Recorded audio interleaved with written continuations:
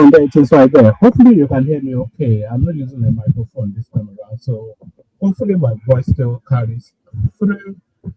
Continuity, Tinubu continuity. Just a snapshot little reaction video. You know how we usually do it in the afternoons. No more than 2 hours, probably at the maximum. So Yemson Wike has not now just recently come out in the media space to give us the latest now opinions on the Nigerian political landscape.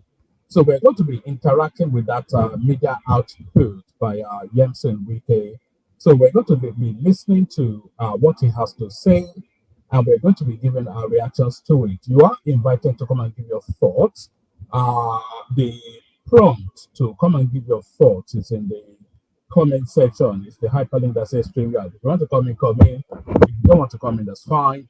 But we will be reacting to Yemson Wike's latest media output. So let's pick it up from here. Tell me if you can hear my voice okay, by the way, and if you can hear the audio from the video clip okay as well.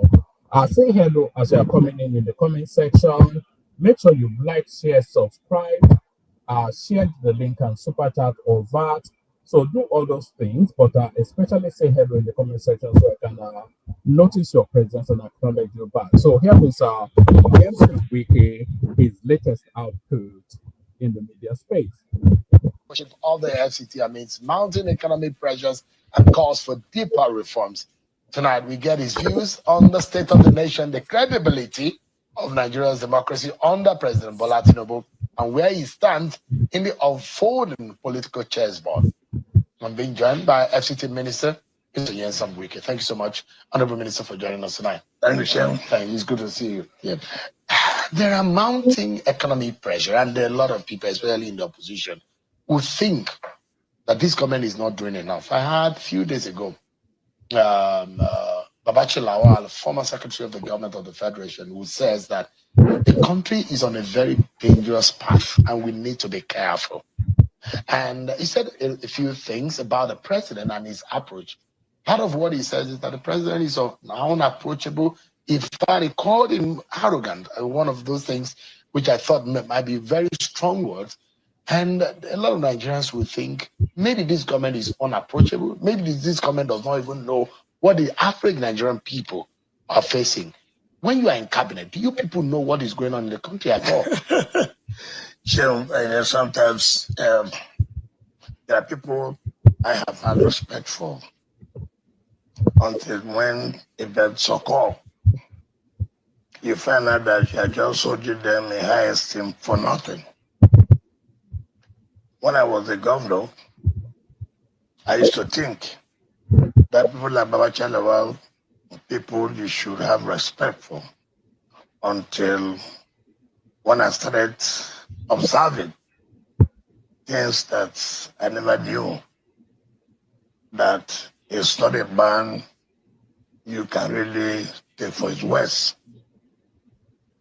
I had the interview, I watched the interview, and the unpalatable words he used against Mr. President.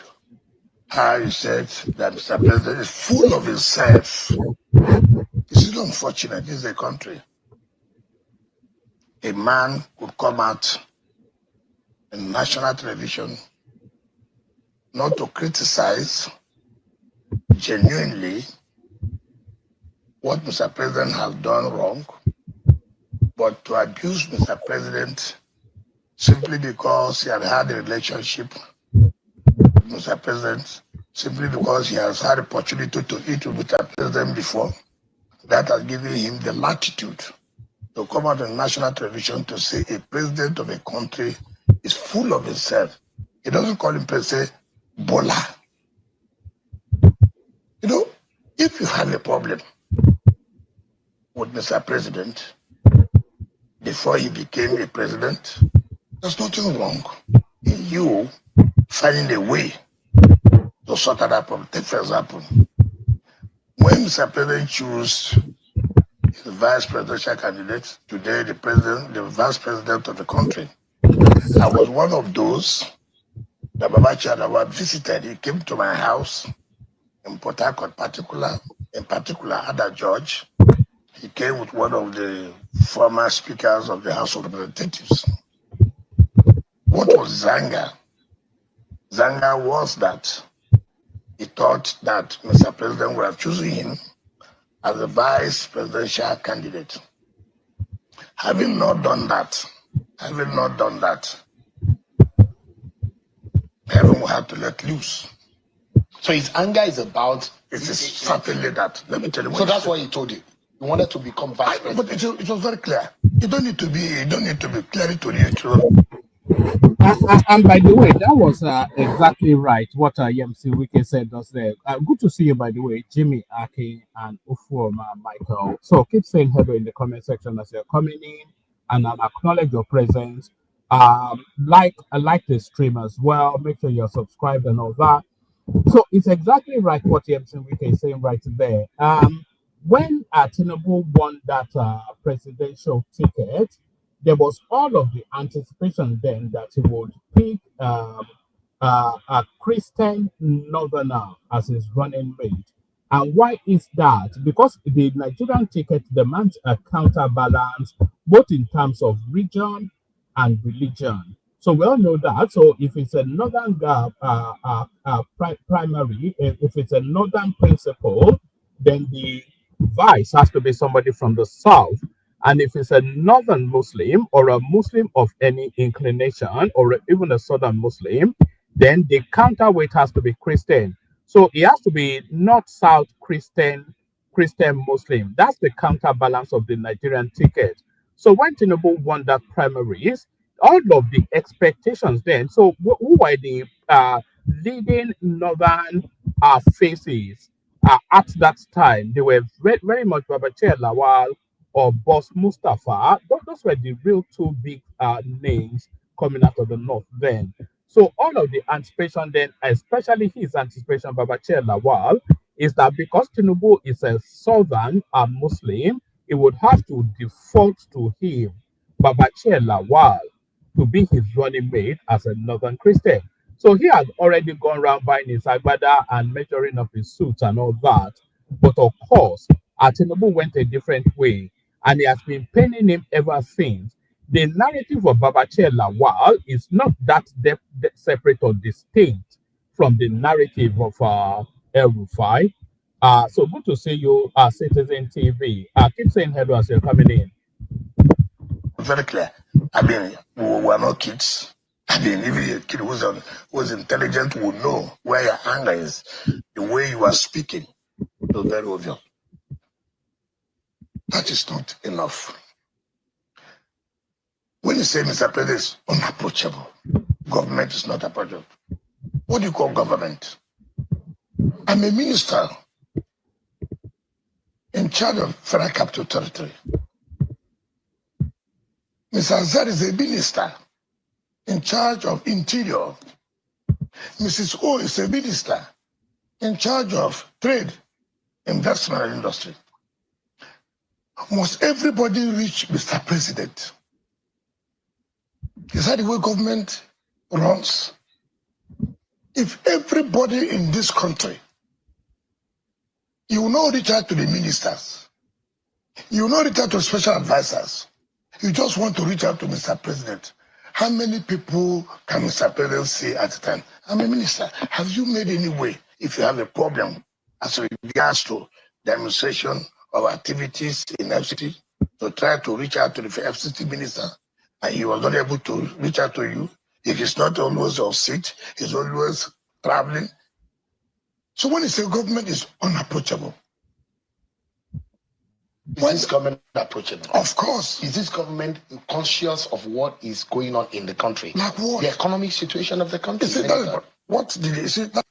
That is actually a redundant question, because every minute by minute, the government responses to the pulse of the country on a micro minute level. There is nothing that goes on in that country that the government does not respond to, either to show awareness or to show what they're doing to mitigate or to give an explanation as to why that is. There is nothing, there's no moment in time that that country goes through that the government does not show an awareness and a response to. So that question by Sheung very much redundant, but then Sheung is not very, it's not clever, is it, Sheung? That is the problem we're going to take. For example, in 2015, when we had an election, what was the issue? That they were saying that Jonathan must not come back. Can you tell me what were the issues? There were issues, petrol subsidy. That economy was involved. Economy issue. Fine. I agree with you. When Buhari came, we are not just complaining about the economy.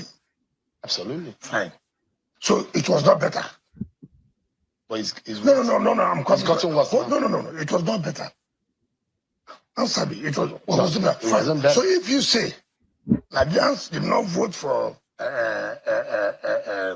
Jonathan because things were bad, Nigerians also became angry for the last president, who was there for 8 years. The other was there for 5 years. Last president was there for 8 years. Right? This person had just come for 2 years.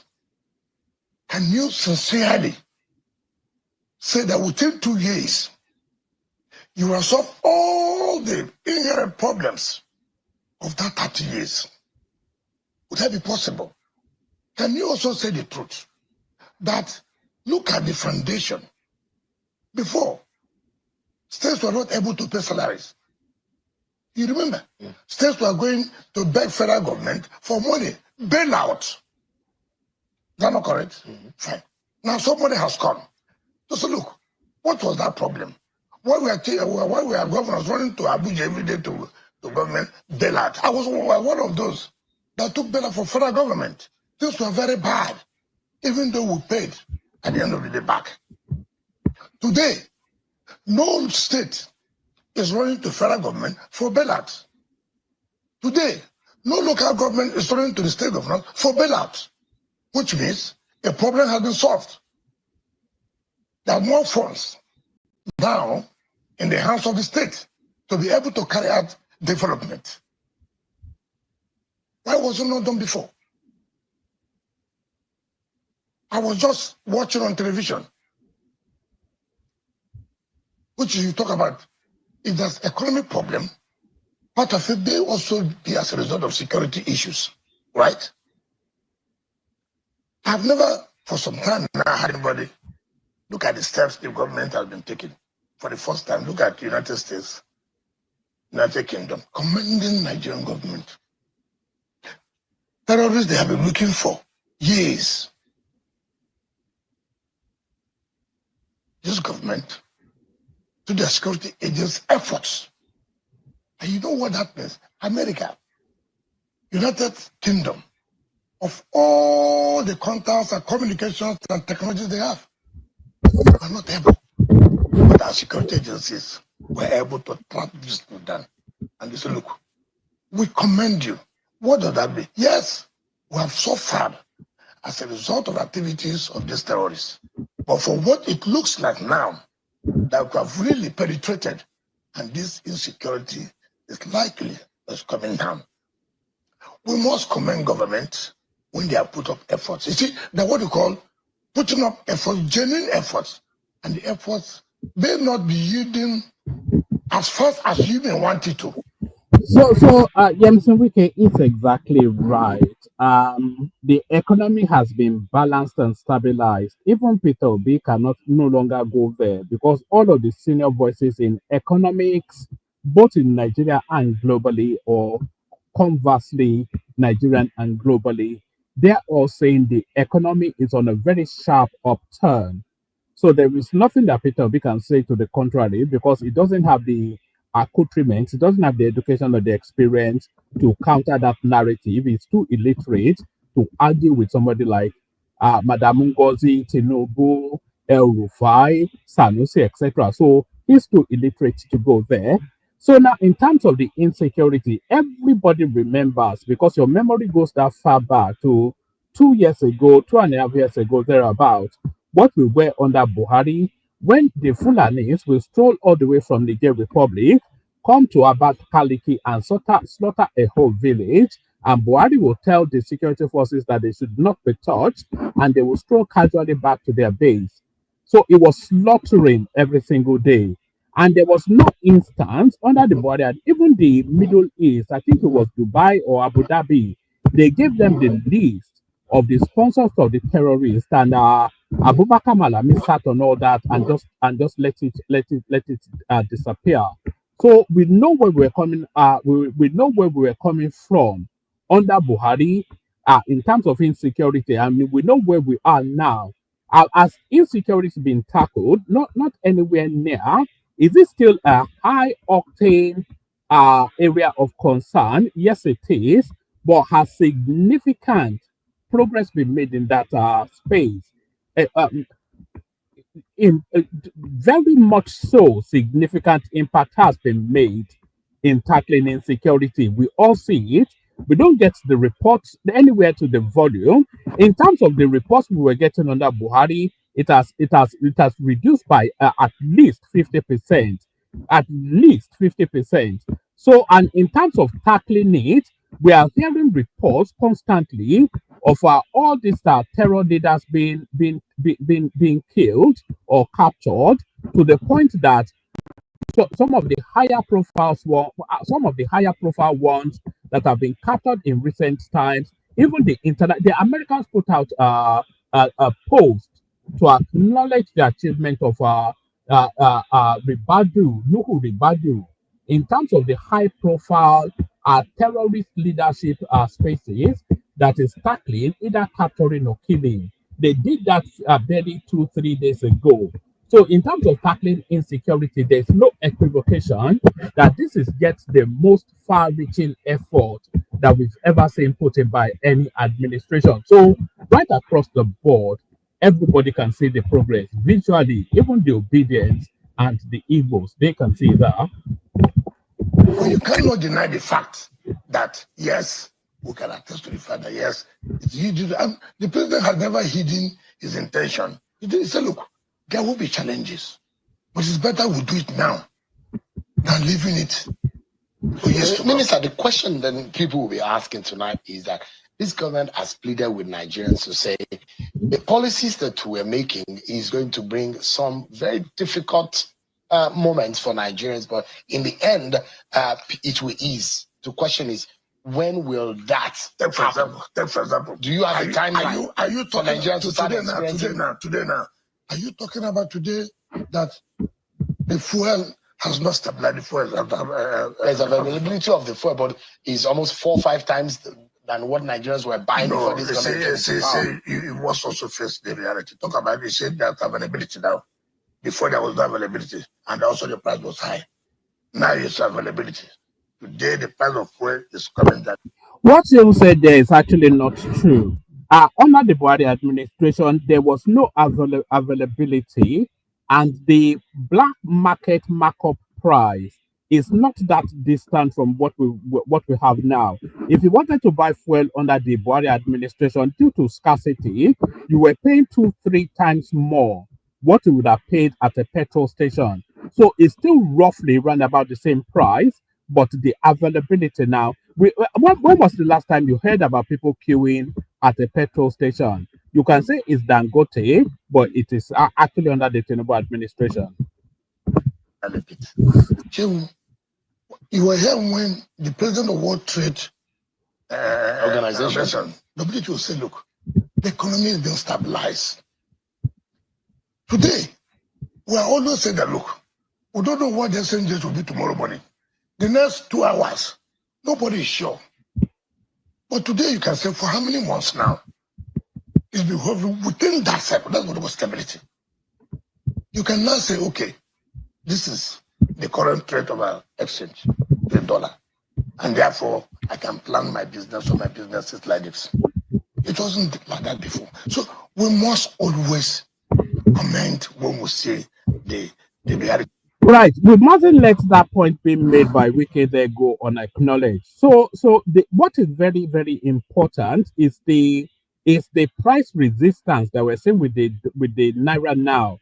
So now, when they first liberalized that space, when they removed subsidy from the foreign exchange, it was quite skittish. It will go up sharply, come out slightly, go up sharply again. But now we're seeing resistance somewhat to the dollar at around about the 1,500, 1,500 and something mark. And that resistance now has been holding now for the last 4 6 months. For the last 4 6 months, the naira has been resisting the exchange rate to the dollar at about 1,500 thereabouts. So we're now understanding the true value of the naira. And now there's somewhat of a predictability for the business environment in terms of the exchange rate. And because it is the economy defending the naira, there is no room for that skittishness anymore because there's no government interference. So it's a very, very profound space that we need to pause for a moment to acknowledge. So, so the minister, what I'm driving at, yes. And I'm not talking about the people who live in the city. It's easy for those who live in the city to get uncomfortable with the conversation of the sufferings of Nigerians because maybe they're not feeling it directly. But I'm talking about the average person who make the most of the population of this country, who have not started to feel the traces of what the policies of this government and the fruit that is bringing, the pains that are still feeling, transportation costs, food prices. When the economy is bad, the economy does not know those who are living in the city alone. Now that the economy talk about those who are living in the rural areas. It is not every. Are you not saying that everybody that's in the city is rich or can afford? That is not the truth. If the economy is not only hard for those in the rural areas, and then it's good for those living in the city. The purchasing power, the graph of the purchasing power will also be determined about the quantity of money that is available to you. Do you know, first of all, where does the food in the city come from? Because mostly from the farm, from the rural area. So they produce the food. And then when they produce the food, it comes to where? Come to the city. So when it comes to the city, those who live in the city buy the food. At what cost? So you will also know that those who live in the city also face the pains when the economy is bad. So you cannot say only those living in the rural area. It is not correct. But what I'm saying, that every Nigerian is entitled to have a good living. The president is not here for only the rich and not the poor. The president is not only for the poor and not the rich or the middle class. It is the responsibility of every government to cater for every Nigerian, irrespective of their status. You are a member of the PDP and you work in this government. Yes. And there's a lot of pressure. Yes. And there are a lot of people who are coming together too to say what this government is doing is not good. We don't believe in what they are doing. Your very good friend, former governor of Rivers State, Rotimi Amaechi, said when he gets into power, he's going to fix corruption. And that there's a lot of corruption going on in this government. And there are a lot of voices like that who believe that what is going on right now under this administration is leading us nowhere. And that's why you see the opposition coalition coming together and they have won.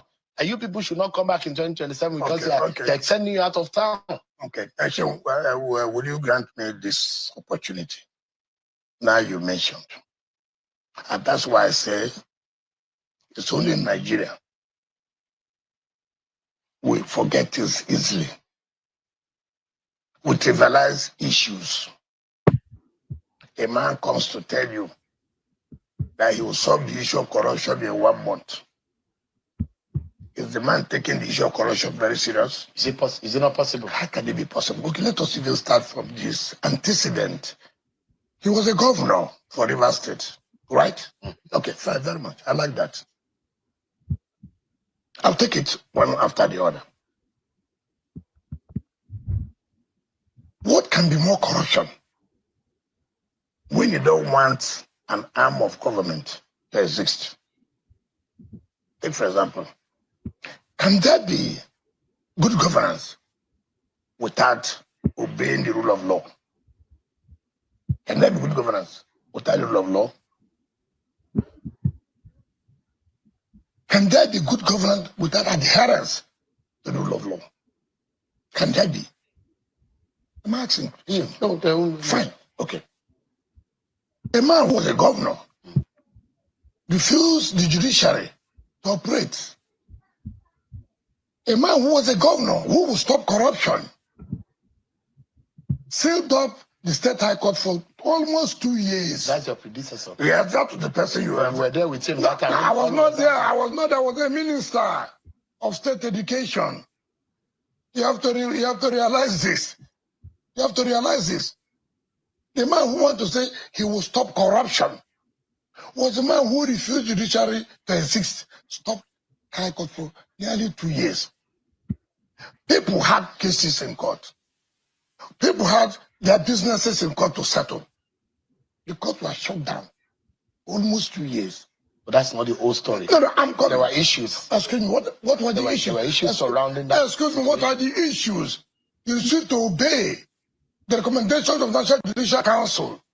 The Judicial Service Commission made a recommendation to the National Judicial Council for appointment of who will be the substantive chief judge. And it is the incumbent of National Judicial Council to recommend based on the recommendation of the Judicial Service Commission. The governor refused that he will not obey the National Judicial Council, which is the apex body that recommends the appointment of judges and chief judges as the case may be. Don't be in a rush, so that you know the man who will fight corruption and corruption in 1 month. He now went and brought the president of Customary Court of Appeal,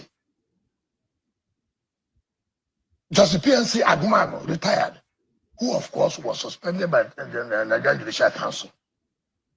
That's one. Can such a man really be the one that can fight corruption in 1 month?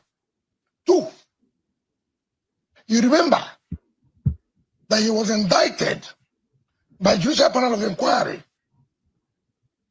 on some of the properties, assets of Rivers State government. Under your administration. It doesn't matter. It must be somebody must be in charge at that time. But remember, you orchestrated it. Well, when I orchestrated, I did not orchestrate. He went to court. The same court he shut down. And he was the first person, when we opened the court, he was the first person that ran to the court. Said, look, protect me. That was why the judge said, the court is not only for the poor, it's only for the rich. You shut this court down. Now you are the first person that have now rushed to court for protection. But be it as it may, he was fully indicted. He went to court. The court said, yes, the panel was right. He went to Court of Appeal. The Court of Appeal said the panel was right. He went to Supreme Court. Supreme Court upheld the judgment of the 2 courts. And that judgment was given 2 days to the primaries of All Progressive Congress in 2022. And what were the issues? The man who went to fight corruption in 1 month, our gas turbine, $308 million. He sold it to the Sahara. Where's the money? Which account did they pay to? He spent $30 million on Caribbean White Hospital. But the gas turbine. No, you came into. You didn't see the money. You can't trace. It's not there. But you are not able to trace. No, that's why we tried to prosecute him. He was right there. I'll come to that. $30 million. He said he put Caribbean White Hospital. Where is the foundation of the hospital? Where is the foundation? Can he go today and say, look at the foundation I done for 30 million US dollars? Three. The monorail. Monorail. He spent $74 billion, 74 billion naira. Where is the monorail? You stopped it. No. The monorail passes right in front of the government house. But you didn't believe in the project. No, it's not true. If there's a road you have done, people will be using the road and if you don't complete it, they will know that you have started the road and it's being used, but the road phase we can complete is not correct. You said that the rail is to nowhere. Yes, I remember interviewing That's you. what I'm trying to say. How would you have spent 74 billion naira in 1 point something kilometer? Something that you do has no impact. Taking traffic from where to where. But anyway, if you have even completed the 1 kilometer, let it be that it is on use first. It is in use. Let us so. Before we talk, okay, well, it is finished, it's being used. I'm talking about someone who want to fight corruption. He took our legacy plane, legacy, to Germany for 12 years, no record, until I came and we started looking for it, till I found it, and I had to go to Germany. We had to do everything, spend money to bring back that plane. That's what the state government is using today. What of our Dash 8? He sold to his friend, the former governor of Cross River State, Lee Aliboke, $5 million US. Where is the plane? Where is the body? He will stop correction in 1 month. In 1 month. No record of this. I'm telling you, sir. This is a man that will stop correction in 1 month. And you look at Nigerians, we are so daft. We don't know anything. It has come to the point where any politician can come and tell us and speak to you, and then you listen to such garbage that somebody will tell you stop corruption in 1 month in this country, which we are trivializing the issue of corruption. Now, take for example, let's go further. Corruption. This is a man who boasted. It's not about corruption. You see, corruption is not only talking about taking money. You don't understand me? That's not the only thing about corruption. But it's largely what is destroying this country. No, it's not. That is. I say it's largely. No, it is one of the things. Okay, yeah. Take for example, when you try to influence somebody to do something in your favor, and the person refuses to do that, and the person is punished for not doing that which you want him to do, what is it called? Take for example, that's why I laugh. This is the same man they were happy. Today they are talking about the ruling party. The narrative of the opposition space is getting increasingly desperate. We all have to acknowledge that. So it's just enumerated just the past history of that, and that's just no more than 1% of just how Rotimi Amechi has been looting Nigeria pretty much since he came into politics. So that was his experiences at River State. We all know what happened at the federal level. He built the most expensive rail service in African history, Lagos to Ibadan. Just those short kilometers he spent. What would network the whole country he spent on that road? And when they tried to query him at the House of Reps, by the way, but Amila, the speaker then, he protected him. So we all know the history of Rotimi Amechi, but this is the guy that is telling us that he will come into government and stop corruption within 1 month. That's just the thing. So it's just the narrative, isn't it? Just take contrastly Peter Obi, that he says he only needs 4 years to fix Nigeria. This is a guy that left no legacy in Anambra State. Anambra State is one of the worst states in the history of Nigeria. There is nothing that you will go to Anambra State and see as an edifice in recognition of Peter Obi's tenure there. And this is the guy that needs only 4 years. Look at who has tried and not succeed. But Obasanjo tried, Yar'Adua tried, Goodluck Jonathan tried. We have had Buhari. Now we have Tinubu. but some non-achiever from Oka is telling us. So it's just the narrative. It's just so ludicrous to the point that it is insulting to the sensibilities of the people. And this is just why, if you hear the incredulity in Yemson Wike's voice, it's just the rank nonsensity that people like Amici are putting out there that's just grating on the nerves of people. Trying to muzzle, trying to infiltrate their so-called party ADC. You remember when PDP were having problem with the body sheriff? This was the same man with his team. You know what happened to Justice Liman when the security invaded his house by 12 midnight in River State? You know, I was one who saved that situation. What happened? The PDP matter in that time was before Justice Liman. And everything was done for Justice Liman to give judgment in favor of Modi Sheriff and Modi Sheriff. And when they found that it was difficult, they tried to do anything that would make sure that Justice Liman does not carry out or does not give that judgment. And so that happened. When that was aborted, did you see them go after Justice Liman again? No. What happened? When the matter got to Supreme Court, what happened? You have heard Amechi boast. He was one of those who kicked out Justice Nogin. Why? They wanted Justice Nogin to give judgment to keep Ali Modi Sharif as the chairman of PDP. And that would have been the death of PDP as a party at that time. That was the ruling party then, APC, in government.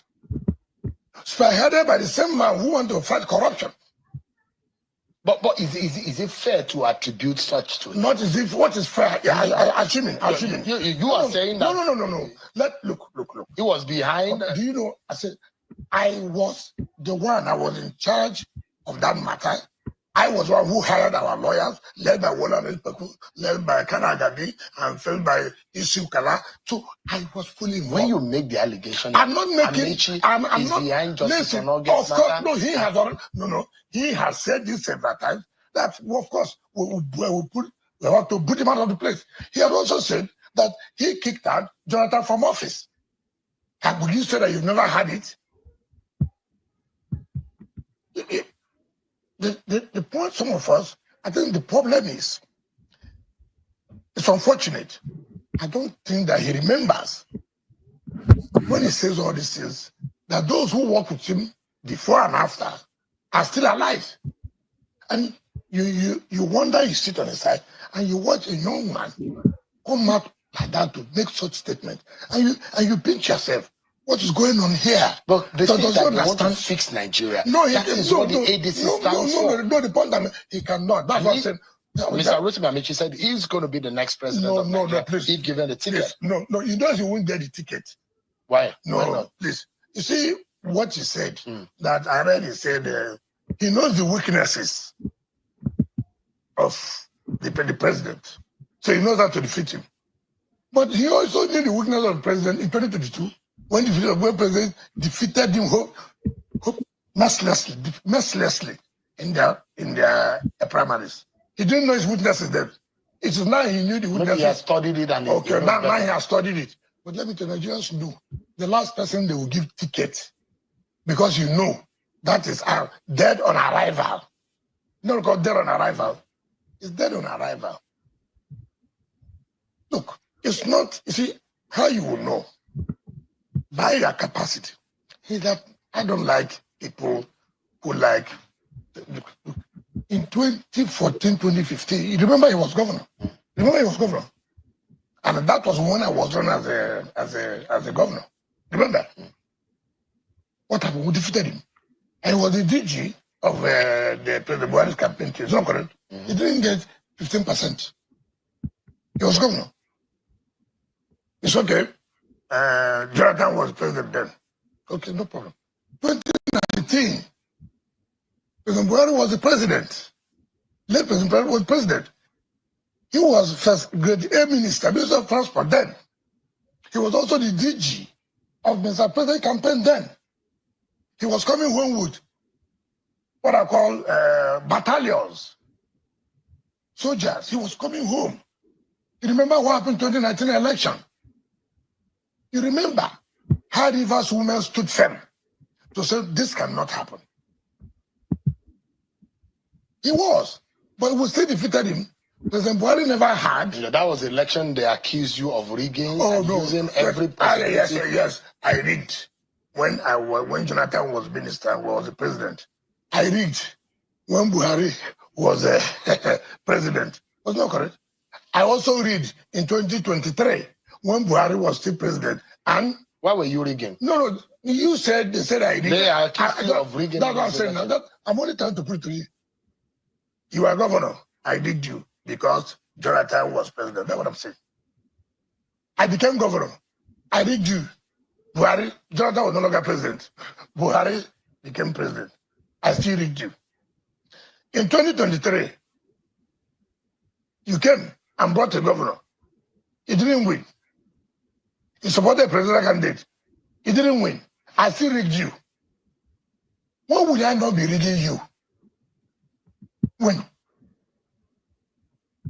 I mean, you see, when you are more superior than Amechi locally in Rivers State as of today. What do you mean by superior? Politically superior. Oh, no, it's not about being superior.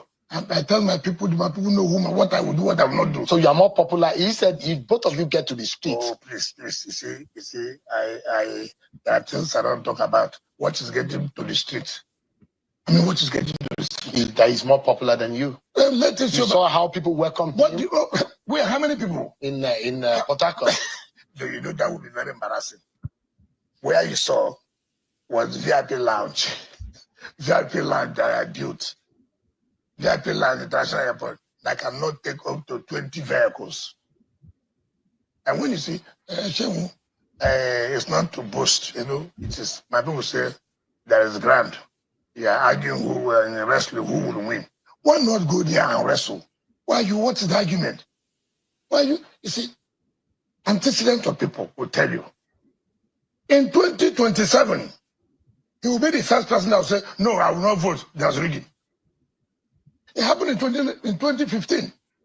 When he told his people, no, as a sitting governor, he told people, no, don't vote again. I even heard him say, let anybody challenge him if he has ever rigged the election. So why should a young man talk like this? Is he talking to, even if you are his children, you don't have heads?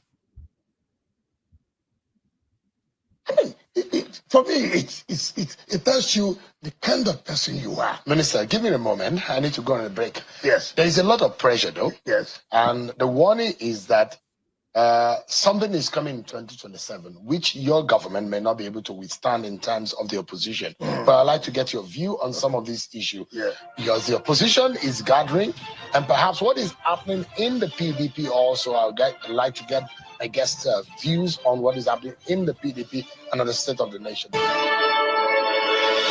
Thank you so much, everyone, for staying with us. Let's get back to the conversation with the Minister of the FCT, Mr. Nyesom Wike. You have dismissed the ADC, the opposition coalition, which a lot of Nigerians seem to be looking up to for redemption ahead of 2027. And you saw what happened over the by-election. It does look like there's a gravitation towards that political party. Sean, thank you very much. You said Nigerians, many Nigerians are looking up to. Who actually started? How did you get the population of the Nigerians from what happened in the by-election? How would you not say that many Nigerians are looking up to them? Are they not? They are not. Look at what happened. It shows that, you see, when you say, who are those there that Nigerians will be looking up to? You see, take for example, and I continue telling people this. If I see you, for example, in that party you joined, that's okay. She has not had an opportunity to make an impact. So I think that you need to watch him and see what I can give you an opportunity. Not those who had countless opportunities in life to make a change. And there's no change. They couldn't. And there's no coalition. What is coalition? You can talk about coalition when CPC and APC, and the AC, and some PDP members went to form another party that you can call coalition. But not when people say, look, we have left a party to join another party. That cannot be coalition. But it's a coalition of Nigerians of like they've emptied the PDP. No, I'm coming. They left APC. No, but if you look at their track records, they've always been doing that. If you look at their track record, okay. Is that why you say Nigerians should reject them? That because they have nothing to show. Is that fair for you to say Nigerians should reject those who say they want to? Nigerians have already rejected them by seeing this by-election. They did not make any impact. But just the beginning. Oh, you see the. And by the way, Yemsin Wike is right. At every referendum that has tested the, not even so much the popularity of the opposition, but has tested the people's confidence in the Tinubu administration, it's always been a pass mark. Every governorship election, every senatorial seat, every election that has been conducted over the last 2.5 years, ever since Tinubu has been president, every election, a good 90% of them have been won by the APC. So you can say, oh, they control Mahmoud Yakubu, they do this, that, and the other. You can say that, but the truth is there is no opposition that people can vest confidence in. If you look at Peter Obi and you look at Tinubu, there is no reason for you to abandon Tinubu and go to Peter Obi because there is nothing in Peter Obi's history that tells you that he can handle the Nigerian state. And already, Yemsin Wike has already destroyed Rotimi Amechi, so I don't even have to tell you about Rotimi Amechi dead on arrival, as Yemsin Wike said. And there's also nothing in Atiku Abubakar that present an alternative to what we already have. So the reasons why Tinubu keeps on winning elections is not so much because they have rigged. I'm not sure if they rigged, they did not rig. Everybody rigs in Nigeria. But the reason why Tinubu wins elections after elections is not so much down to rigging, but because there is no viable alternative. So the Peter Obi narrative is just an ethnic narrative. It's just the Igbos agitating hard to become president. So being Igbo is not sufficient enough reason. It's not the qualifying factor to be Nigerian president. Just because you are Igbo does not then make you presidential material. And if you remove Igbo from Peter Obi, there is nothing left. The substance of his narrative is very much ethnic. So that's not enough reasons to make anybody president. And Atiku has nothing to offer. There is nothing in his presentation that offers anything. So automatically it defaults to Tinubu, who though may be taking the country through some hard times. The country actually understands why they are going through those hard times, and they can see the journey that Tinubu is taking them on. That is why they continue to endorse him. The country, they understand the reasons why the country is going through a hard time now. They understand that the hard times that the country is going through is necessary, and they can see light at the end of the tunnel of those hard times. And that is why they continue to endorse him. Reality. Time is coming, you will see. It's easy for you to appear on national television, for you to appear on national newspapers to talk. Take, for example, I just want to say this, for example. Take my brother, my friend, Elie Lemoke, former governor of Cross River State. Was he not Minister of Power? Was he not? What happened? What happened when he was Minister of Power? You remember? Under your PDP government. It doesn't matter. We're talking about you now as a person that's going to see PDP that's talking about the rescue there now. He has gone there to say, want to do rescue. He was Minister of Power. And you remember the amount of money that was spent in power then. If they have gotten it right, we will be talking about power today. Tell me. So that's why you No, these are the people. He was governor of Cross River. He was not able to rescue Cross River. But he did his bit. And what is his bit? Where did he Cross River? What was his bit? You see, just one thing you will say. If I say today, with all authority, with all amount of seriousness, that I'm going to join here because I'm not happy what they have done. When I was on seat, I did this, I did that, I did that. So we look at all of them, all. I don't see there's anybody there that I did not invite to my state to do one or the other in terms of commissioning of projects. Even your friend Tambua. Of course. Now, you know what he said about what the government, your government is doing? Yes. I'm twisting opposition, yes. chasing them with anti-corruption agency. Is that fair? Is that how your government wants to treat opposition voices? I'm not speaking on behalf of EFCC, but Nigerians should stop this. I was arrested by EFCC in 2008. When I became the chief of staff in 2007. And I went to EFCC. I was arraigned in the FCT High Court. And they didn't understand me.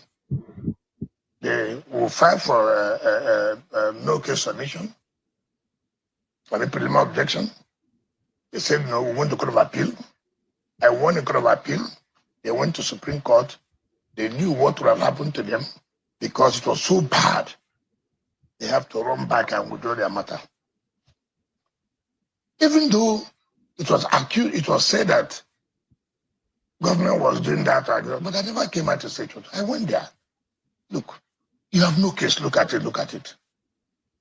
If someone was called, that look, we have this against you. After there are so many Nigerians that have been invited by EFCC one way or the other. Why is it that nobody's talking about them being witch hunted or whatever? Is it only politicians that are being witch hunted or should be witch hunted? Why is it that if EFCC does this today, because you appear to be in no position, you are witch hunted? I'm not saying that he has committed any offense. I didn't say so. But it will also be wrong. Simply because EFCC invited somebody, that's a witch hunt. But if EFCC invites somebody in government, it's not a witch hunt. Only those that are in government should be invited for question of one thing or the other. But somebody who had left government, whom the financial crime believes that may have committed an offense, and therefore we want to hear from you. That means that that person is being witch hunted. All this kind of blackmail does not work, and it shouldn't work. Minister, all I would have said, look, Mr. Tambawa, this is what EFCC said. Yes, I didn't do it. And the law will take its course. Minister. And I don't believe in this blackmail. Yeah. Each time somebody's invited, it is the government that is doing it because there's no position. For Christ's sake. Let me take you quickly to Rivers State. Yes. The local government elections that the administrator has under the administrator's watch and the RCEC are planning a list of eminent River State citizen, Mr. Atado Peter Side, former Governor Adejoy, and a few other people had come together and written an open letter to President to be able to say, stop this. This is undemocratic. It's unconstitutional. Don't go ahead with this. And do you think that election should go on? Well, I mean, for the sake of peace in River State? First of all, when you say eminent, I don't know what you call eminent because I have money.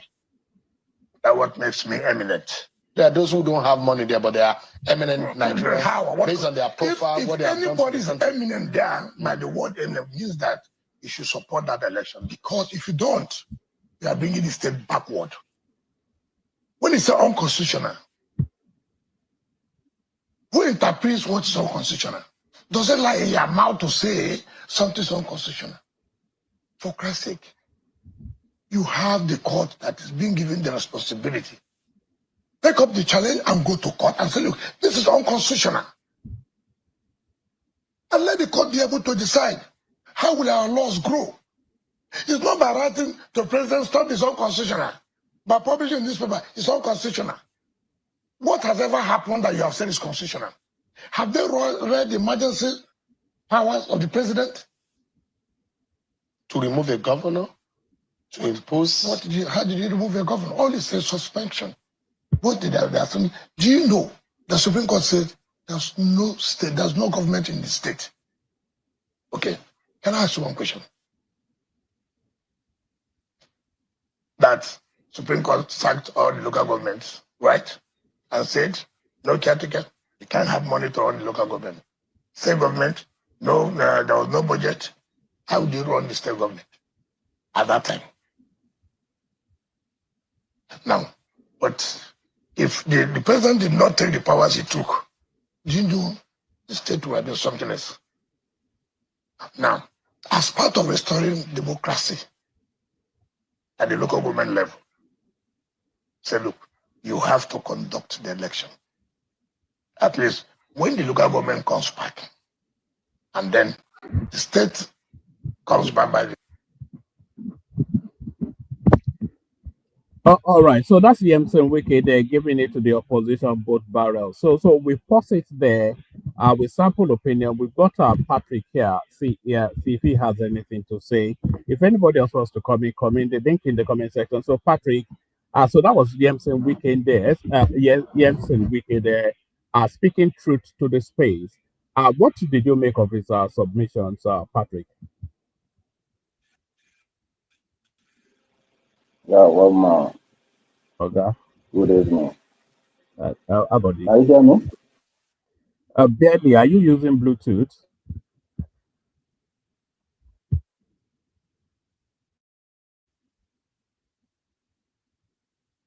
Are you there, Patrick? All right. I don't think Patrick is there. So let's just carry on. the governor and the legislature. The local government will be getting their money for the federation account. And so that nobody will say the local government is in crisis. The state government would have been working in harmony with the state legislature by adopting the budget which National Assembly has passed, or the state assembly making amendment to it. And so that the state will also be getting their own funds from the federation account. Why is it that people do not like when they say it's an emergency rule, therefore you cannot do local. So you are supporting the local government to the election is going to take place. We are you preparing. will support. You will be part of it. I'm going for campaign next week. I will apply 27, 28 for the campaign. And you campaign for the PDP. I'm going to campaign, of course, for my local government. I believe we have done quite a lot that the PDP will win in my local government. Minister Wike, why is it that people are saying that you are planning a parallel convention of the PDP, that you are not planning to go to Ibadan? Have they given a date for Ibadan? Yeah, they said that the plan, of course, the party has announced that it's going to be in Ibadan. I don't know. Would you attend? When the party NEC has not sacked. Nobody have agreed it's going to be in Ibadan. When did they agree? Yeah, it was about, the 100. The one they said is NEC? Yes. That is not NEC. So you don't agree with the NEC decision? have not met. In fact, we're meeting tomorrow. We're going to challenge. NEC have not met. So is it true that you are planning a parallel convention? How can you say I'm planning? Planning to do what? So you don't support the Ibadan convention? I'm not aware that there's any convention in Ibadan. Give me a moment. As a NEC member, I've not been told. And nobody has voted for NEC meeting for me to say that NEC has had a meeting. If few people or people who work as a team say they have had a NEC meeting, okay, in the NEC meeting, okay, so be it. Give me a moment again, because I need to take this break. We'll be right back to talk more after this break. Thank you so much. Our closing moments with the Minister of FCT, Mr. Yemson Wike. So you've established you don't know anything about that as far as I'm concerned, if no notice of meeting has been served as a member of NEC, I have every right to challenge, and nobody can deny me my right. So as far as I'm concerned. So you are going to court to challenge that sitting? Or what? Our group we're meeting tomorrow. Obviously, I don't think we'll allow injustice to prevail. Impunity will not. I can tell you that will not allow that. Those who feel that if there's going to be peace in the PDP, you will be part of it. And there are those who think that you're serving more of the interests of the APC than the interests of the PDP. None of those people who feel so can talk before me. Nobody serves the interests of PDP more than me. None of them. Even when you're serving the government of the APC. I'm an agenda to contribute to the development of this country. I'm not the first person who has served in another party while belonging to another party. So in 2027, would you be supporting a PDP presidential candidate or APC presidential candidate? I will support somebody whom I know that will make Nigeria to grow. Somebody who has the interest of Nigeria. I don't believe in sentiment. I don't believe in mere emotion. No, I don't. But I thought you were a party man. A party man does not mean that if you don't bring somebody that can help this country, because I'm a party man, therefore I want the country to start going backward again. You're not worried about anti-party activities. What is called anti-party? And you work against the interests of your party. No, it is the party. You did that in 2023. No, you work against the candidates of your party. The party work against the constitution of the party. No. Let's not go there because we don't have a lot of time. But you know that. You know that our concern is clear. I stand to uphold the principle of our party, equity, fairness, and justice. So you still think that in 2027 the power should go to the south? It will still be. That's not up to you to say. It's up to Nigerians to determine. No, when the parties do the right thing, Nigeria will determine from that. Let me ask you quickly. Yes. This one chance in Abuja, yes, how would you be able to stop? It's very, very dangerous. At night, when people are going home. No, it's not correct. You are exaggerating the problem. Commend the security agencies of what they're doing. I've always said this. Nobody will say that you have stopped all crimes. No. But are there efforts to stop the crimes? Yes. Commend people. See what we are doing now. All right. So that's about it. I think Patrick has dropped, but we have Niger Man here with the Spanish name. So Niger Man, good to see you. What's going on? Yeah, hello, Amma. You don't show for night. If you don't give us for afternoon. I beg, no vex, but I'm all over the place at the moment. It's just wow. I know, I understand. I said it be now. Why not you know? You take the. Why you say this, because anytime I speak to you, you are in Spain, Nigeria, Ireland, you know, millionaire lifestyle. Now also billionaire the waka. Billionaire supposed to be one place now. That's it. Not billion anywhere. Try to push it to. One man. All those Tinder babes in Nigeria, now so you they run up and down, eh? Now your money, that's why your money now. All right. So this weekend thing, now you they listen to him. You don't you don't see him before this weekend. Anytime I watch it yesterday. I watched what there's many places I didn't not everything Wike'S said. I didn't agree with any of it because he's just an hypocrite of what he's saying. Because exactly what he's doing. Did you agree with what he said about Rotimi Ahmed? No, because he did more than that. He's okay. Look, one, he's accusing Babachila one. He go against Tinubu because when he thought he was going to nominate him for vice president. That is why he go haywire when Tinubu didn't nominate him. Is that true or false? Is it lying? Is it true or false? Let me give my submission. Kenny, don't interrupt, please. All right. Okay. So he's accusing Babachi Lawan. Is it exactly what he did to Atiku last in 2023? Now, according to Dino Milai, he said Wike was in the airport for calling more than 200 times in a minute. He wanted Atiku to nominate him as a presidential vice VP. When they didn't nominate him, that when he go away and I begin to remember I'm fighting for South. So exactly what he's accusing that man for. That is why I don't want to take that. The other one is talking about constitutional. What he said? No, so he said when you corruption, when it's not only when you steal money, fine, right? But when you influence somebody to do something for you and he didn't do it, then you not punish him. Is it not exactly what he did to Fubara? I think Fubara didn't comply with it. It's not that's why he punished Fubara. Is this Nigeria? They will be accusing somebody of what they are doing too. But the other one, that Amechi, but for Amechi, sorry, let me put this thing. Let me put 1 minute. For Amechi, that is true, Sha. You understand? I can agree with him there. You understand? Because Amechi cannot come and tell us he wants to come and fight corruption in 1 month. Because with all the old baggages, fight corruption at all, given his history. What? more likely to happen? That if Amiti becomes president, he will lose more than everybody else, or he will fight corruption?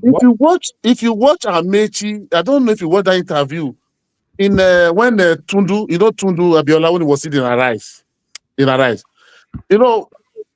he came, Amechi come to one interview there. When they were talking about the first time, because that first time he mentioned they should stone because the citizens are not stoning them, the politician. That's why they are doing what they are doing. He said it. They say he's only he want to be president and he only want to take 2 billion. That's exactly what the way he put it. He's in his own word. He said, "I want to be president. I want to let's be 2 billion, 2 billion." So I bet you he's not going to fight corruption. All of us will know that. Even nobody trusts, even what do they call the coalition, big coalition, what do they call it? Those people know that they are just trying to look for a way to get the ticket, to think maybe they can find a way to lead to people to come down for them, maybe him or Obi, mostly. So that's what they are saying one time. Oh, it's going to do one time. That is lie. That you don't know that one. So we know Amechi is not going to fight corruption. It's going to get more worse. He also said that Amiti stands no chance of getting that ticket. I'm sure you agree with that. But you cannot say that when he's not a member of. I cannot agree with that. But that is his job to do now. But he needs to market there. But he's not in party. He's not in the ADC now. Wait, first now. In the ADC, you have Atiku who wants the ticket, Obi wants the ticket, and Amiti wants the ticket. But you cannot say one man. We have to we know Nigeria. We understand the politics a little more. You understand? For them to get tickets, it's only 2 people that can say we can vie to that, can contest that ticket there. And number 1, Atiku. You understand? Maybe why you cannot say Atiku, because Atiku have been contesting since 1993. And if you look, where the money is coming from for Atiku is the Niger Delta. There that there's no APC there again. There's no PDP there that will finance there. Wike'S is not financing there. Then they run to, what is the name? The other Delta State, Kowa. So I don't think Atiku will get money to finance his election very well this time. If we said Amechi, maybe Amechi, but Amechi, I don't know, but Peter Obi cannot match them with money. Peter Obi, when you say Peter Obi, people will tell you Peter Obi is a billionaire. Billionaire of export and export is not only of the money to play politics now. Giving 5 million, 10 million, 15 million. That is not money to play politics. The presidential ticket is not, even in Labour Party, don't you know how much they spend? The small Labour Party, before you get presidential ticket there. Don't you know how much dollar they spend there, So that's small party for to get presidential ticket there. So then you want to say about this big, all these big people there. These people, they will collect these are millions of dollars now. Billions of dollars that you're going to spend there. So we cannot spend that kind of money. Amechi can risk it because Amechi stole a lot of money. There's money in River State. There's money, was his prime minister. All the old projects he did, I don't know how much it costs. Amechi that built train that what Ethiopia used. What Ethiopia used to build the Amechi used times 10 to build the one in Nigeria. And even that place on is even more quality than here. So those people can match, maybe they can have money. But I don't think Amechi is not coming, to be frankly. Amechi is not coming to fight any corruption. He's just coming to do more than Babangida, to steal the country loot down, to put Babangida. He also said that he's not ready to let go of the PDP just yet. So, what do you make of the stranglehold that he still has? Your voice is low, Wama. Your voice is low. I'm not hearing you. Sorry. Can you hear me better? Now, better now. Yeah, no. I was also saying that he's not ready to let go of the PDP yet. So, what are you making of that space that is not going to let them? But no. You see, if we are not biased, honestly, if we are not biased, okay, if it is me, unless we just want to be saying maybe to be like, because I'm not a politician. If you are contesting for something when it becomes a competition, you understand? If anybody is not biased, Wike'S is fighting a right cause. What Tambuwa did to Wike'S, there's no way nobody can forgive that kind of person. Nobody can forgive. We are human. Do you know how much Wike'S spent? Do you know how much resources that go? Do you know when Tambuwa was a governor? When that Sokoto market, but Wike'S went there that time to go and donate that 500 million. I don't know that time to them. I don't know if you remember. that the river people was against him that time. Market born a river, he didn't donate. You went to North. They almost tribalized that into him, turn it to something that you understand. Upon all those things, at the end, the way they dump him in the primary. So I don't. We is fighting the right cause to my brother, right cause. So if it's me, I will do more than that because you can't do me and let me. I will bite you in any way. Anyway, bite all your house, everything. Even those caca is there. I will not mind. So we will not let PDP will never stand, and it can never stand. We will never allow it. Because who is sponsoring who is sponsoring PDP? The Wadata house that they are there. Who paid for it? Is it not Wicked that pay when all of them abandon it? The rent there, the ground. It's Wicked that pay all those things. The Wicked that they were sponsoring all the old governor there. So who can fight against Wicked there? Nobody. That is why you know that nobody, all of them, you know all of them. So that you see what he said. I say, who is there? Who is there? The convention they are, the next meeting they are having in Oyo State. They have announced it. I think earlier this month they announced it now when they have. But he said he doesn't know. But so it doesn't count anybody. There's nobody there. We can just fighting his own. Najama, there was one other thing he said. He said that the by-election was both a referendum on the popularity of Tinubu and also the acceptance of the opposition space. So we all know how the by-election went. So do you agree with that? Because every single election since Tinubu came into date, APC has almost certainly always won. So you can go with the usual narrative that they rigged it, or you can also go with the narrative that the opposition does not inspire sufficient enough confidence in anybody as an alternative to the government. So what are you making of our Wike's position on what the by-election told us? Okay. See, if you look at the by-election and one man, you see, let the truth be here. You understand? The opposition, they never campaign. I didn't see if anybody can show you where you see ADC campaigning. No, it's nowhere. You cannot see anywhere where PDP is campaigning vigorously. It's nowhere. And number two, I cannot still agree with Wike in the other ways that because you cannot say because of this by-election, because the APC won, that make ADC to become irrelevant. No, because we go back to 2022. When obedient Obi went to Labour Party, all of them was mocking Labour Party, that Labour Party is going to be euphoria through the Milano world. After about 2 months or 3 months, they conducted a strong election in 2022. Then all of them was mocking Labour Party that Labour Party won to get only 2,700 votes. So, but people was telling them no, because Obi is not in the ballot. People are vying for Obi. If it comes to general election, I don't think ADC will go poor like that. You understand? Because if Obi was in the ballot, it's a different case. People would know where to go. A lot of people will go. But this election is local. You understand? So you cannot tell somebody in Oka now. If Obi went to Oka, to Anambra, to tell them to vote for ADC, and he's in the Labour Party. And you understand? So I even though he was a Labour man, yeah. So you cannot tell people cannot listen to something like that when they come to your local election, because the people you are going to vote for your local election, you know them, you understand them. It's different than federal. Federal is just Abuja. You understand that everybody in Nigeria must vote. That is why people. But when they come to your local, you are not possible. Cannot come and campaign now in your local government because you're that party and you know that this man is who you know better. You are the one that know the right person to vote there. That's why they tell you politics is local. I'm not talking about structures, which is something that the conversation always wraps around. So Tinubu is collecting all of these governors from the opposition space, bringing them into the APC. And when it comes to the elections, all those governors, they will have their popularity, they'll have the budget of that state, they'll have the influence that they have over that state, all of which will work in favor of the APC.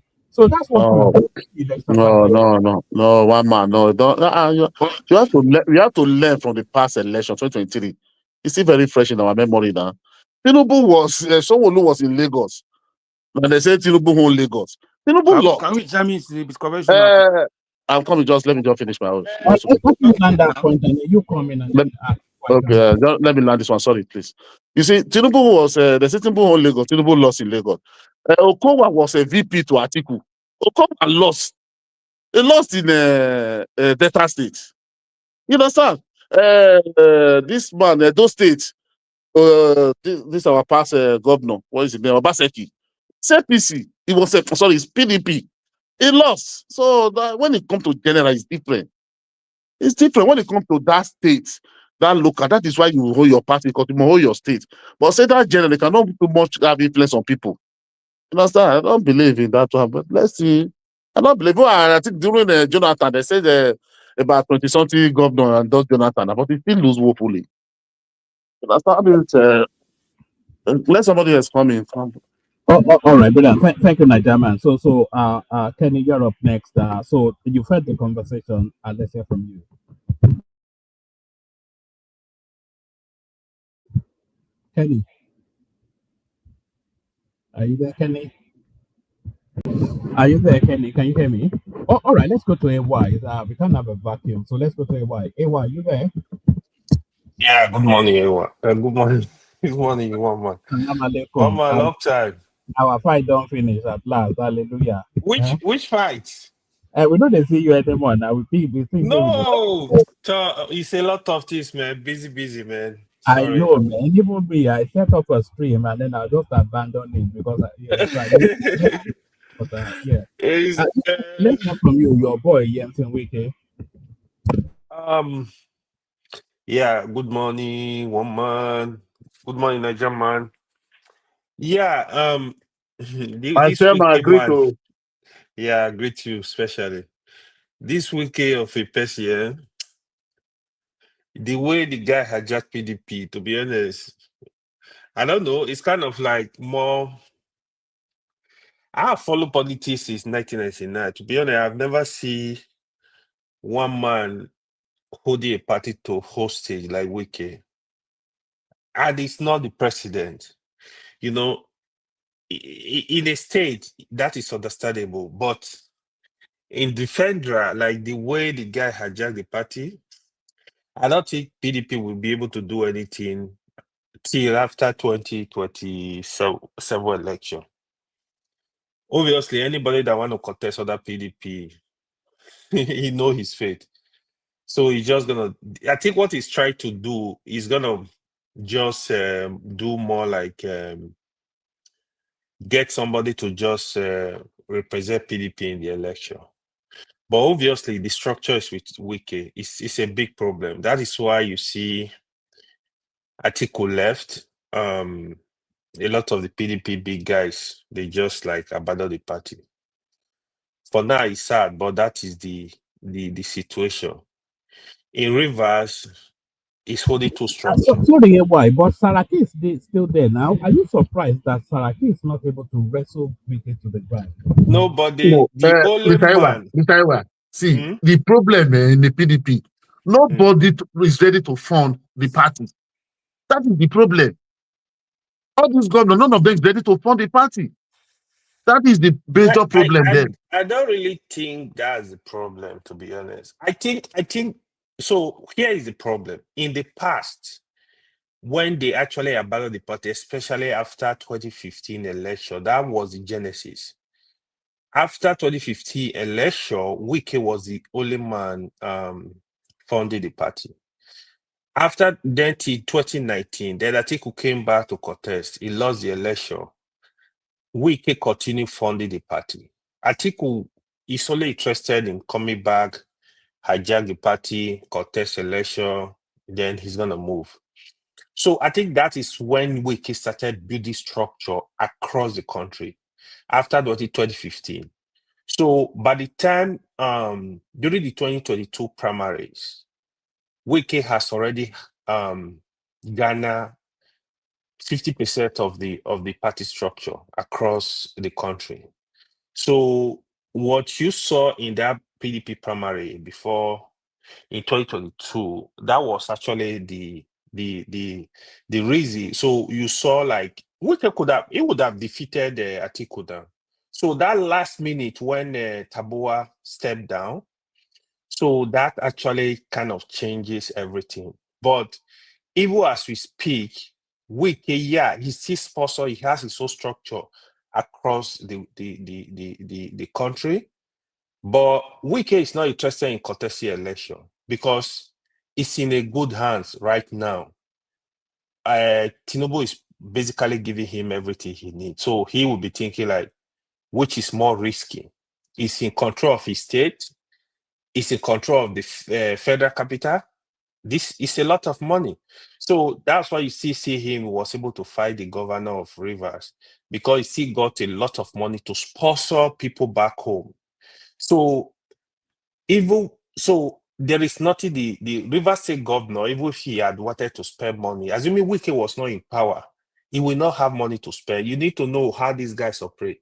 When they are in power, they have look at the project is doing in Abuja. If project costs 2 billion naira, Wike can remove 500 million and sponsor his men in Rivers.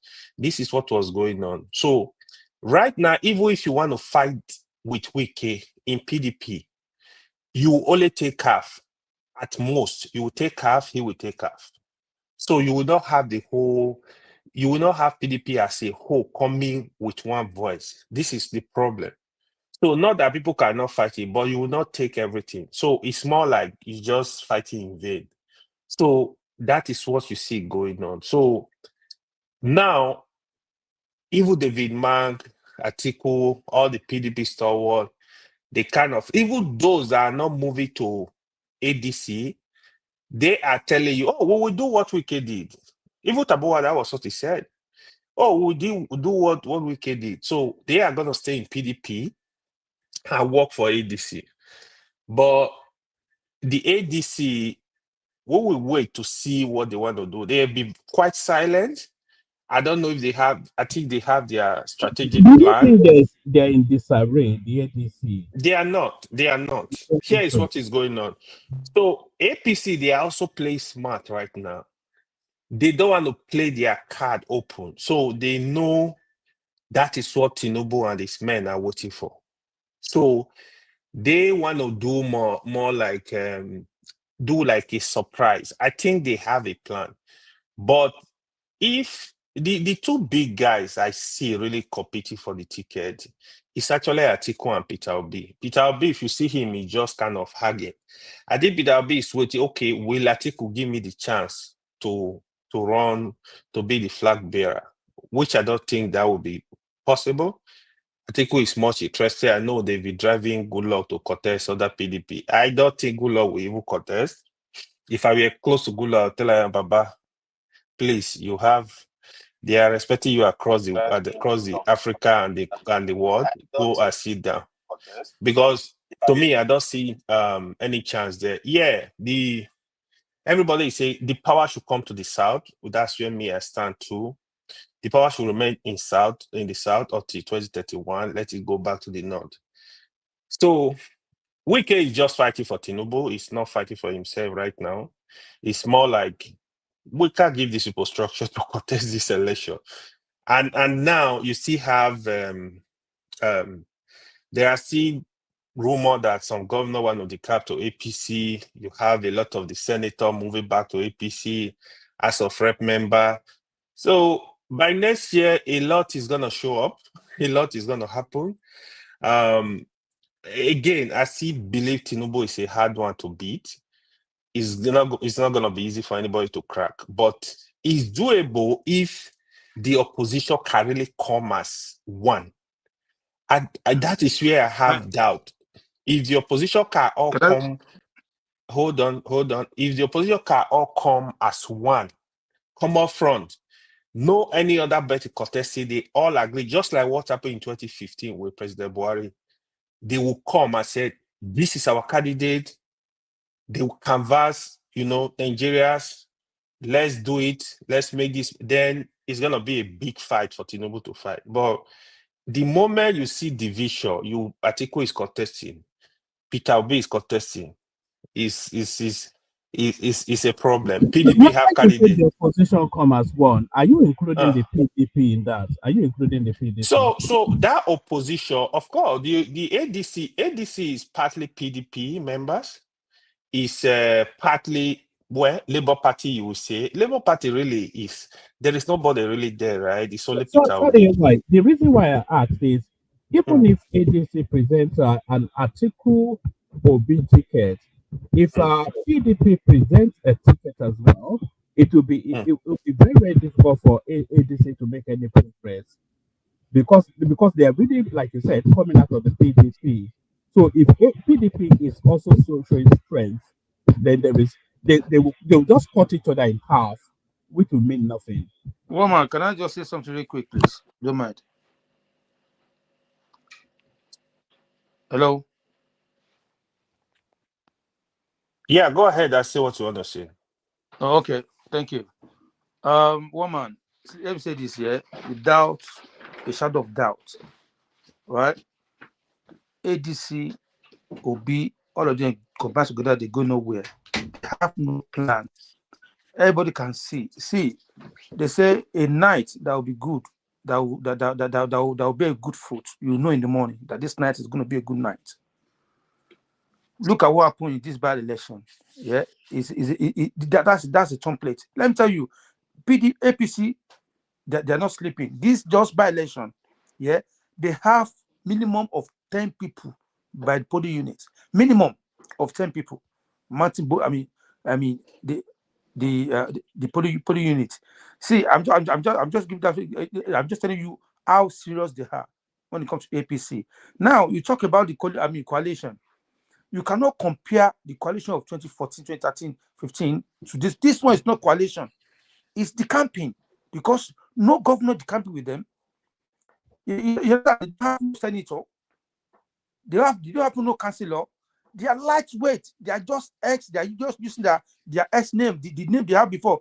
Former this, former that, former that. Look at what they did to Elufai in Kano State. Look at wherever I come from. Do you know what they did to Ali Boshola in Ogun State? They blocked him. They didn't let him go anywhere. That is just a common by election. You understand? They have nobody. They are just lightweight. APC won Adamawa, home of Atiku. So if anybody still believe these people, they are serious, you understand? They're going nowhere because they are not coming with any message. All what they're saying is, we're going to tell you, Tinubu is going to go back to Lagos. And that's all what they have. Every single button they want to talk about, Tinubu already blocked them. Anything they want to campaign against, they're going to use to campaign against Tinubu. Tinubu is working on it. So they should come out. So they have nothing to say apart from we are hungry. And people are wise. We keep telling them, they go online saying, it's going to be Nigeria against APC. Now, they out of 16 states, APC 112. Tell me which election APC has lost in 2023. Not a single one. Obi, as of today, Obi is in disarray. He has no party to go to. It's not a Labour Party. It's not an ADC. It's not a PDP. Jonathan that they depend on. Jonathan is not going anywhere. It's not going to contest against Asiwaju. Go and mark it down. Atiku is yet to declare the party. Sorry, are you interjecting or taking over a white spot? Sorry. Let him land and then you can have the floor. Sorry, back to your wife. Yeah, I'm actually surprised. So I take the speaker or speak here. Actually, you're supposed to speak before him anyway. Politics is way more than the way we're looking at it. It's not settlement. So if ADC can come together, there is a structure. Peter B he has big structure, right? So if ADC give ticket to Peter B and Atiku agree to give him the support, trust me, even Tinubu know there is fire on the mountain because don't forget, obedient are still there. They see what they will still try to give Tinubu the Peter Obi the support. Peter Obi know how to galvanize people. Trust me. I think the problem Peter Obi had in 2023 was mostly the way I really read it was mostly the support from the North. It's just like what Buhari was passing through, right? Before 2015. Buhari was getting the votes from the north, but he was not getting anything from the south until he formed alliance with Tinubu, and they were able to defeat the president. So if the northern leaders, which I also think, I don't see that happening, it's going to be hard for them to say support Peter Obi for 4 years, because they will have fear that if he come in, it's going to be difficult. Will he keep his promise and stay for 4 years and leave? Because the president, they know the power of the president, trust me. So they might go ahead and say, you know what, let Tinubu complete his 8 years and leave. So I really don't see how that will happen. I'll wait to be watching that. If the northern leaders can come together and say, you know what, we're tired of this man, we're going to give support to Peter Obi, and Peter Obi is coming with the vote from the south, it's a problem. Again, I don't see that happening. I think that is why some people wanted to push Goodluck Jonathan into the race, because it will be easier to market him in the north, telling them like, oh, this guy only have 4 years. So there is no two ways about it. After 4 years, he's going to leave. So again, the ball is still in Tinubu's court. Tinubu can change a lot of things now till end of next year.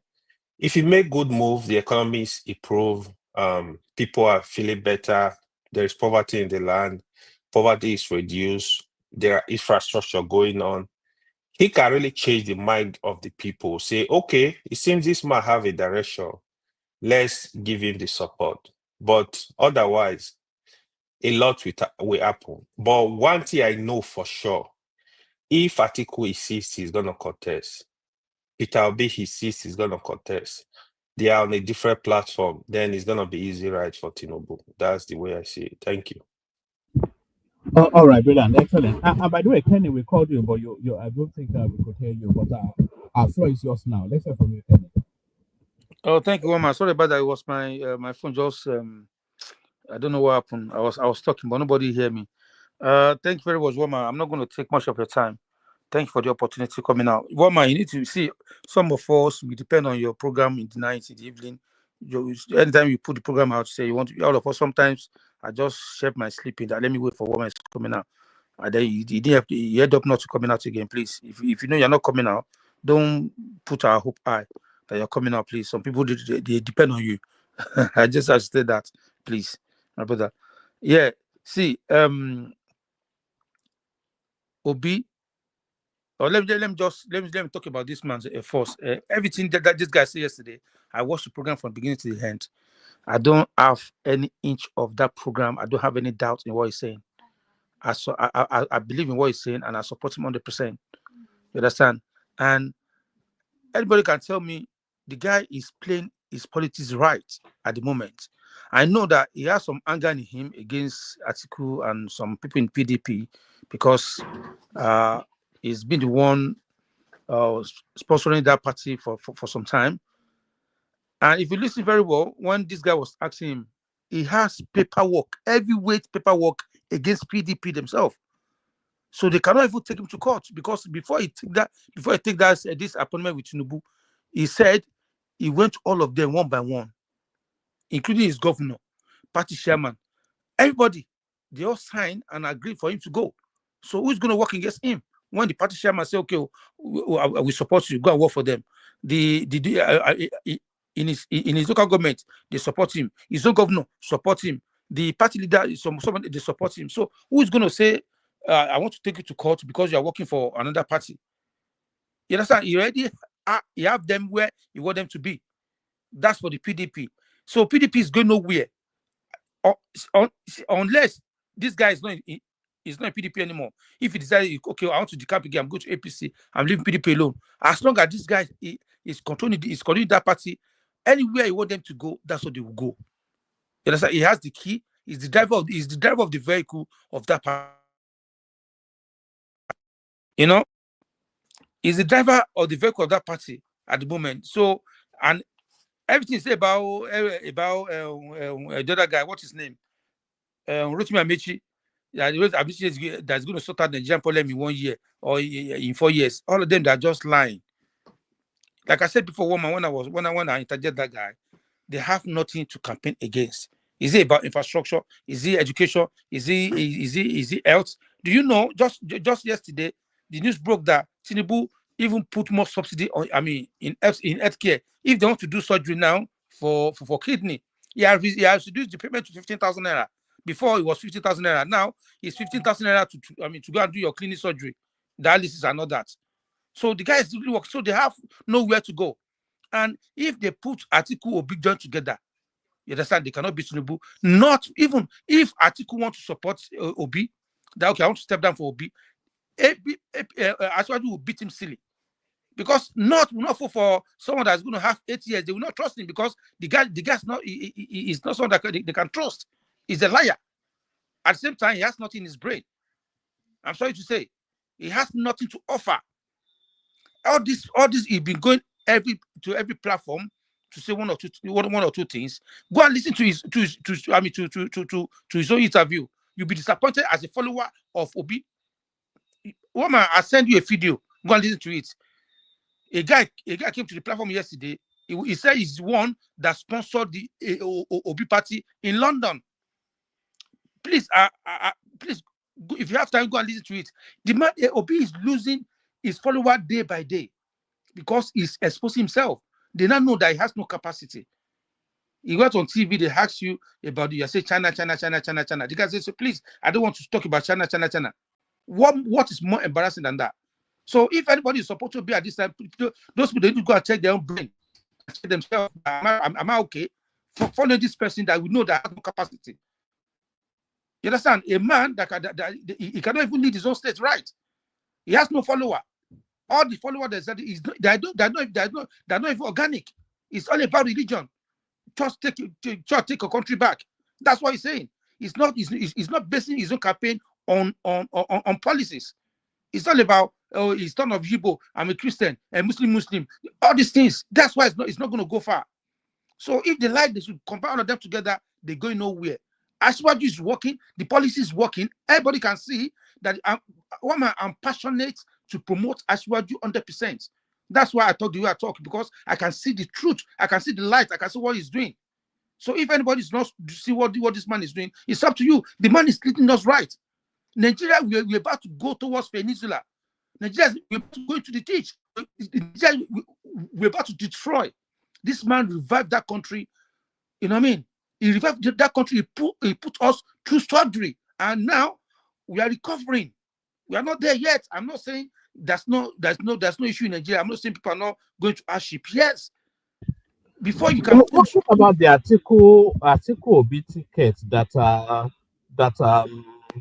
AY suggested, and with the backing of the main opposition figures, Rotimi Ameke put in his money, and they all push to try and push Tinubu out. A lot of people feel that ticket can unseat Tinubu. Article Obi. Woman, that ticket, I can guarantee you, that ticket cannot unseat Tinubu. I'm telling you. You know why? The policy that Atiku said he want to roll out for Nigeria will be another. The policy is all the same, and I've said it before. See, this time Nigerian people now wise. People know what they do now. People start asking. They're not asking questions. You cannot come back and tell us that because Atiku going to be the head, Obi's going to support. No. And listen, my brother, the reason why they are trying to put Jonathan in the race is because they want Tinubu to lose a lot of votes from the South. They know that Jonathan will not win. They know. Jonathan will be out there at school contest. Obviously, Tinubu is going to lose a lot of votes from the South. That is their plan.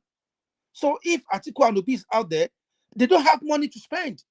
Atiku will not spend his own money. Obi has no money. Obi is a stingy man. He cannot contest. He cannot go and contest a primary. That's why he's doing what he's doing. So they're a bunch of failure.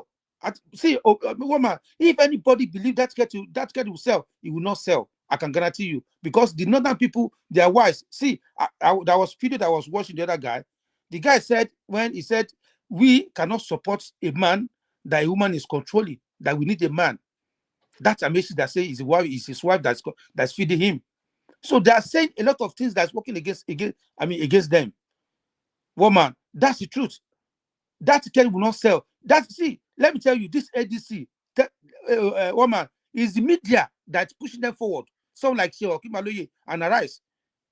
They are the one pushing them. They have nothing. They don't have anything on ground. Nobody in PDP following Atiku to ADC, and nobody from APC following Aregbesola to anywhere. You get me? Nobody is following Edufai to anywhere. Obi said he doesn't have, he didn't even have confidence in it. He said they should go for labor. They should for another party. They are disgrace in this by-election. They are disgrace. Now they are crying that Nigeria is finished, no election. But if APC lost, they'll be jubilating. Look at what happened in Edo State. Edo is the headquarter. Tell me the achievement. Tell me which area they've managed to hold as a party. They have nobody that's following them.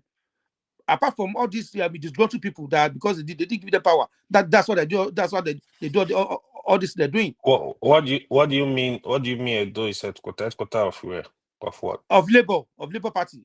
We all know that Edo is Edo headquarters of is the Labour Party. headquarters of the obedience movement now. Yes, obedient movement. No, And first of all, you need to know in Edo, it's not the politicians, is the youth that wanted to be. It's not the politicians. So there is no structure. If Labour don't have structure in Edo. So when you say youth, when you not say youth, so APC don't have all those people that vote for APC, they are not youth. So that's what I'm saying. Youth. APC doesn't have Labour Party don't have structure in Edo, but the people is ordinary people that really wanted to vote for Obi. Let me drop down there. Let me come in here. Sorry, one man. One minute, I'm not hosting. I'm at work. I know, but you can shut it down when it stops. Okay, you just coordinate it. I'll come and shut it down. You can just yeah. Thank you, one man. Okay, I need to go now, but I carry on. Yeah, so that's one man. Hold on, please. See, let me put something. Let me finish. What I'm saying is, Obi has no capacity. He's losing relevance on daily basis. I send a video to one man. One man, next time you hold your show, play that video. Yeah, the guy that I'm talking about is the leader of Labour in UK. He has turned to Bas now. He's going everywhere to campaign for Asiwaju. You understand? Because his followers are not organic, the way you people think. You understand? No, the thing is, let me also come in a little bit. See, in Edo, Obi was having structure when he came up. The people were able to create proper structure, and he won Edo South heavily during that former last presidential election. But the thing is this: because of internal crisis of the party, people get fed up because the way they were trying to expose themselves, and two, the kind of insult, all these so-called, this IPOB inside obedience were given to the monarchy of Benin and Edo people. It has triggered something in the mind of every average Edo people. What exactly does these people want? So Obi don't have level in Edo, and he's not going to win anything at all. With these guys on ground and the way they have weakened the youth, they should count Edo out from Obi movement. When it comes to ground, maybe on social media people can be talking, but I don't think they're not going to do anything. But the danger is this: if we are not careful, this power may go to naught. If the Northerners if they strategize themselves very well, if they should push Jonathan to PDP, push Obi to what is it called, the so-called ADC, Kwankwaso party, that MPP can sweep Nigeria.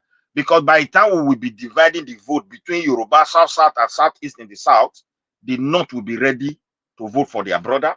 And the little they have in the South, they will emerge as a winner. And we have to be careful. That's just my worry. Apart from that, I don't see any other way people are going to win Tinubu. But if they pick someone from South and they push somebody from Southeast and this guy from West, that means South is already in a total division. And that will not be good for that election. That is the only thing I'm worried about. That is my own opinion. Are you guys hearing me at all? Yeah. To be honest, I don't see any chance. I don't think Goodluck Jonathan is going to contest. Even if he contests, Goodluck Jonathan does not have the political capital to win election with the South. For free, South, I think Tinubu have captured that region already. So it's going to be problem for anybody. In fact, No, that is Tinubu's I don't strongest base as at today. see. It's not that they're going to win. They Mm. will not win. You know, the Just more you collect, divide divide the the vote, vote. Yes. the smaller it become. That is just my word. They will not even win. That is where I'm always afraid of. That if these Northerners decide to push Peter Obi ADC, and these are powerful party. The guys that went to ADC, we cannot undermine them. The people in PDP, they are still powerful people there. ADC is powerful. And by the time these three party from South start strongly, they will seize that opportunity to do something with the Northern vote. Because those people there, they don't reason like us. They reason, where is our brother? Where is our religious man? So that factor is not something we should undermine. They don't care.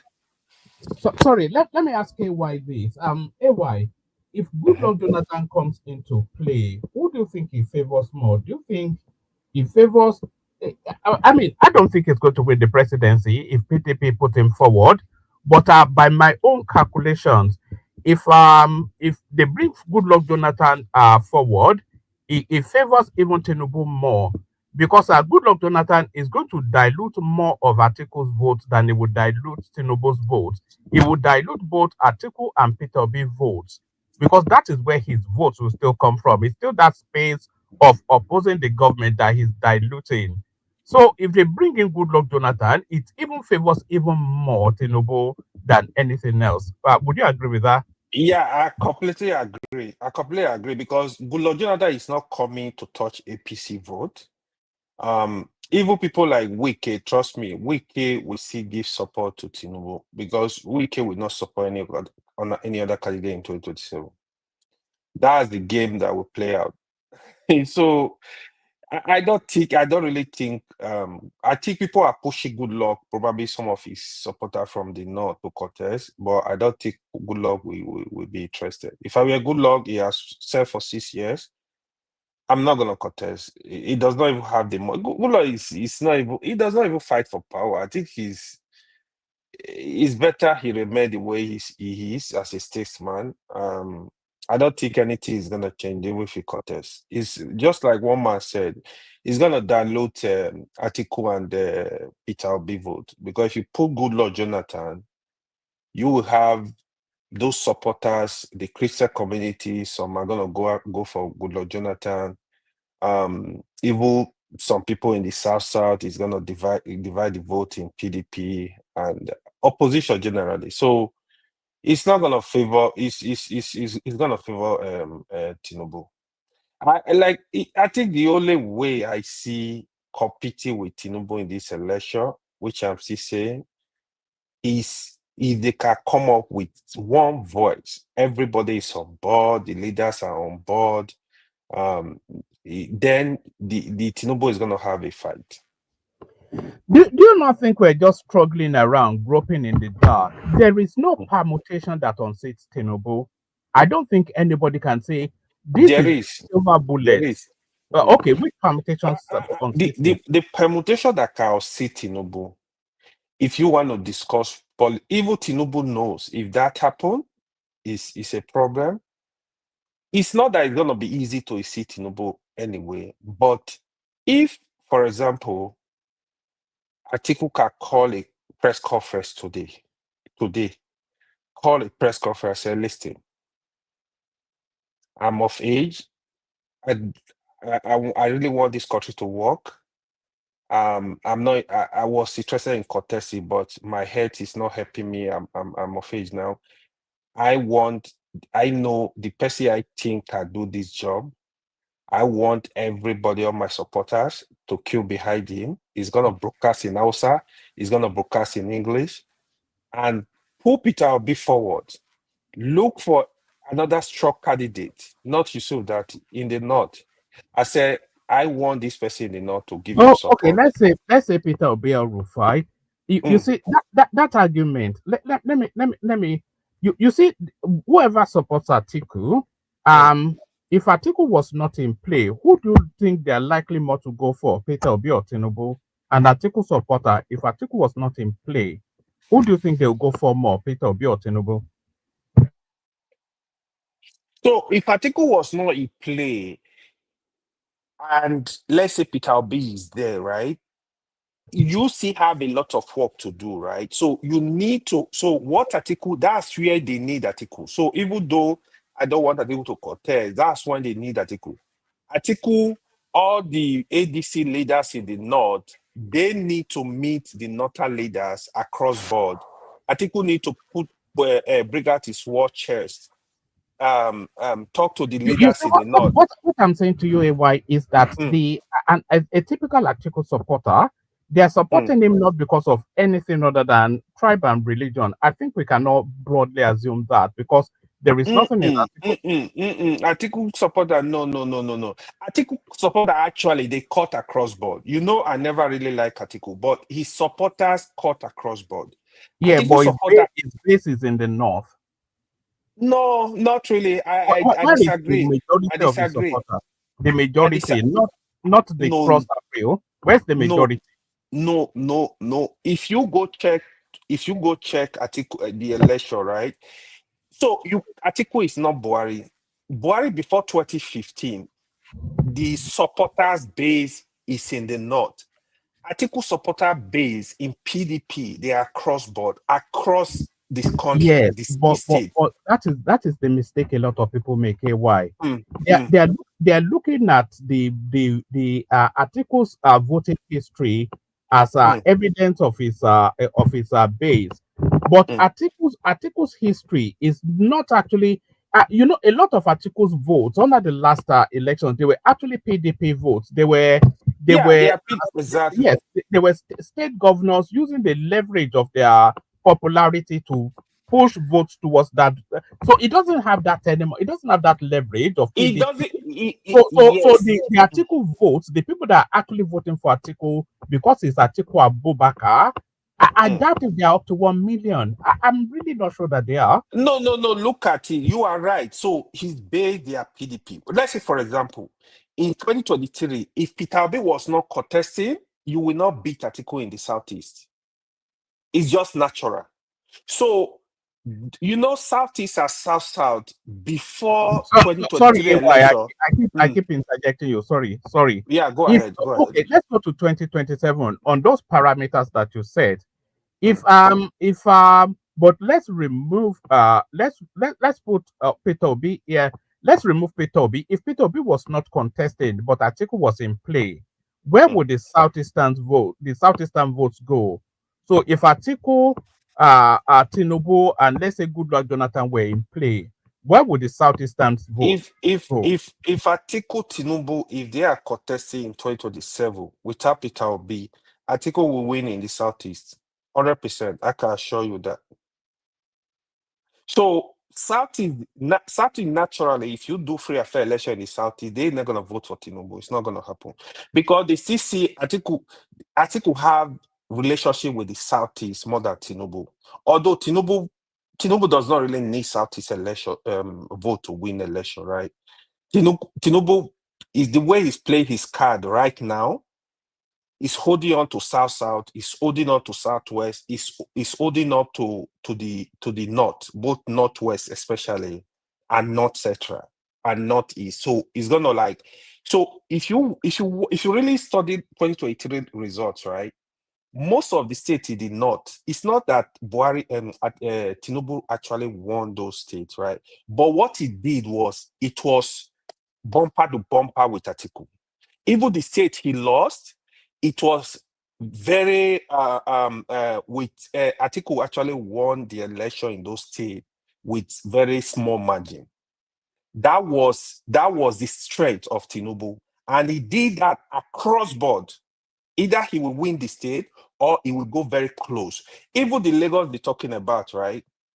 It's not that Tinubu, Peter Obi had performed Tinubu in Lagos. It was just very close. So by the time you combine those numbers, that is where you see the winning number will come out, right? So politicians they play every election is different. It depends on who is involved. It depends on who is contesting. It depends on your message.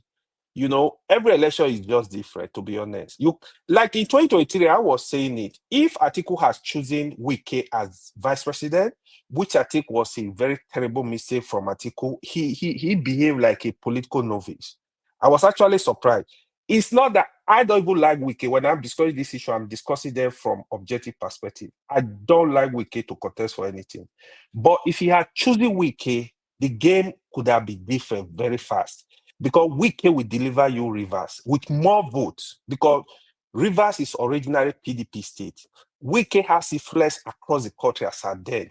So a lot of those states you see, Wike has structure. He would have told them support Atiku. He has the money, he has the influence. So I think Atiku made big mistake. I just feel like he needs to rest. Maybe God don't want him to be president, but that would have been a game changer. Tinubu self would have, the game would have been, Atiku could have been the president by now. So that all right. was error. All right, brilliant. Let's bring Choma in. I think Al joins us as well. So Choma, I'm not sure. Why are you coming out so early in the day? What's going on, Choma? Are you talking to me? Well, there's only one No, are Choma you not here. the Choma? Good Look morning, at Choma. this one. She always has to form. Everything is always forming. Eh? Why do you like forming so He's much, coming Choma? for you now. Now, I'm a married man anyway, so don't worry. Choma. Share your African So, man. You I, cannot do second and third now. Look at that. Let's see Choma's new hair. We have to see that hair. Let's see. I told you guys I'm at work. Y'all don't respect me. That's the problem. You know? Oh, Choma is at work. Y'all don't respect me. I told you guys I'm at work. So, I thought fine yes, babe was your this profession. I didn't know you had a job. I thought just being a fine girl was your bread and butter. Choma is a professional. Professional fine girl, eh? I'm in my office. Okay, so don't expect me to be talking. So I was gonna ask. First of all, let me close the door. Hold on. I was gonna ask. So if Look at that. You'll be docked every, 1 hour's wages for this, or 1 hour's wages you'll be docked for this. But carry on.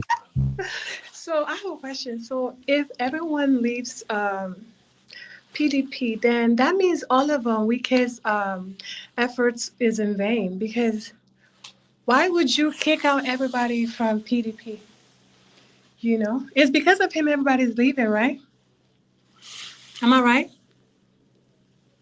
So it's not what Wiki tried to do, right? It's a spoiler for PDP. That's his interest right now. So it's gonna be a spoiler for anybody. As long as he's working with Tinubu, he's just gonna be a spoiler. So you can't contest, he can't support you, he does not want any party chairman, he does not want leadership structure, he just want to destabilize. So if you're going right, he's going left. That's his job till 2027. Well, I just think he shouldn't have hijacked. That's the word you use. He shouldn't have hijacked PDP because now, if everybody leaves PDP, there's no PDP. So, and what is he doing in PDP still?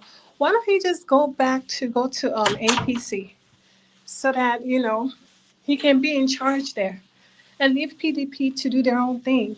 You know. Yeah, that's the game, right? So that's the game. So now if you follow up what is going on in Rivers now, the local government election, he put some local government chairman in some local government PDP, some APC. He's just a funny guy. Now he want to hold on to the both parties. In the state, he's holding on both control both the leadership of APC and PDP. That's why Rotimi Amechi and his men they left APC, right? So he's holding on to both parties.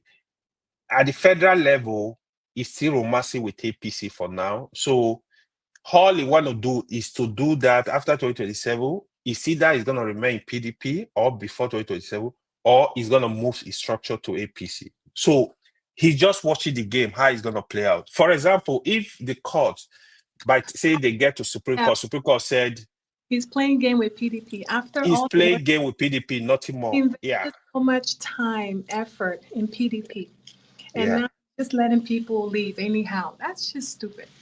Yeah, yeah, yeah, yeah. That's why everybody is angry. You can't trust anybody in politics, right? The only time he can really leave PDP right now, let's say the court will come up and say, let's Supreme Court, his lawyer person is not the chairman. Let's say anybody that is not loyal to him, the court will affirm, the Supreme Court will affirm the person as chairman of the party. Then the chairman is going against him, then he can say, now I want to move out from PDP and move to APC. But as long as he holds straight in PDP, he will never leave. He will destabilize it in 2027. Hmm. That's the game. That's messed It's up. yeah, yeah. It's politician. They crazy, man. I know. They crazy. Yeah. Because now he's gaining, right? So he's very strong up there in Tinubu government. So he want to keep that privilege, to do whatever he likes. He's making the money. He has the influence in Tinubu government. Yesterday, you see him. He's the spokesman. Yeah. If Peter Obi decides to step down, how do you think the election will go with Atiku and Tinubu? People will not have interest. Then it might be easy for Tinubu to People, write down. you don't People think will lose interest. That so when you so what's up? lean Yeah, toward what? No, it's not gonna. is supporting him? Yeah, what will happen, right? If assume Atiku and Tinubu are contested, you see those obedient that we are supporting Peter Obi. Mm-hmm. First of all, they will lose interest. A lot of people will lose interest in Nigeria. Diaspora will lose interest. They will more like they are the same. That's what you hear. So that is when it gets easier for politicians to even rig the election, to be more easier. A lot of people will lose interest. The turnout will be very poor because people will be tired, like they are the same. There is no need. Yeah, I think okay, not that he can still win the election, it can give Tinubu a strong fight, but the interest will not really be there. And right now, I don't know. I think Atiku has really declined in politics. Even in terms of finance, he needs somebody to really finance that election. He got the money, but don't forget, he has been spending a lot of money on elections. Is whenever. So now he will need that support still. Tinubu have money to play with. His Lagos men are there. He's in the charge of the federal. He got a lot of money to play around with. That's interesting. Yeah. So yeah. So for the election to be hot, you still need Peter Obi in the election in such a way that you might still see the obedient, a lot of their canvassing for Peter Obi. So people will still show interest. Like if you see during Peter Obi, even people that have never participated in election, they were supporting Peter Obi. Somebody like Chimamanda, you never hear him discussing election. This is the first time 2023 I saw her discussing, we need this guy, we need this guy. So ordinarily you will not see her interested in election. There are other people like that. So it's tough. I am so greedy. All right. Let's hear from Al and as we One start. man, are Yeah. you gonna shut down the show because I'm at work right now? Yes, yes. That's why I want to hear from Al and then Midwest. Then I'll probably shut it down because I was hoping you could, but it looks as though This you is can't. my time. So What's that? Is that your lunch? I usually snack in the morning. You eat snack? That looks like sweets. Are you eating sweets? This What's that? Are those chips or what are they? hot Cheetos. What's that? Some American You guys have chips? GM food, something that You you guys eat. don't have hot Cheetos? I've never heard of them before. Yeah. Okay. Do you guys have popcorn? Yeah, we do have popcorn, yes, but not the genetically Yes. modified ones. You have kind. Yeah. Mama said that we got fish and chips. What do you say? Your network, AL, what's the name? Al, your network is bad. They can't Al. hear you. No, it's not bad, is it? Are you in the underground? It's in some cheap American. One man, I'm trying to Wow, on the this is airport. not American network. One It's man. American network now. It's always It cranky. sounds like UK network. That's UK We need network. Can you hear me now? Is that better? I can shut down the program, but I won't be engaged. I won't curse people out because I'm at work. So. Oh, all right, you can shut it down, can you? Do you usually cuss people out? Oh, Yeah. all right. Thank you, everyone. See you later. Tell my shut it. Okay. So you guys continue, and when you're done, I'm just gonna log back in and, shut it down. Okay, no problem. Your network is not good. Can you hear me? No, I think you need to go out and coming back. Shoma will be able to get you in. Your network is really bad. I'm not sure what's going on. Yo, I missed it. I'll catch up with you later another time, yeah? I missed this We one. can't hear you at all. We can't hear you. It's cracking. Yeah, just go out and coming back. Shoma is still here. Shoma, wow. So you are working today. Ricky the money, huh? Why do you guys think I'm jobless? Because I'm always on one man show. Like, Who? I multitask. Not I'm me. young people Hmm. multitask, right? Yeah. We can do 50 things at the same time and then create content as well. Yeah. Well, it's not people like me that think you are jobless. Well, yeah, because you know me in real life. Me. Oscar Blackbone. My Oga. He's on the comment section.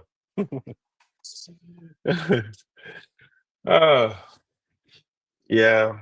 It's not me that think you are jobless. I know you are making money, only you don't send me money. That's the only problem. So my question is, so you think Tinubu will still win if Peter Obi backs down?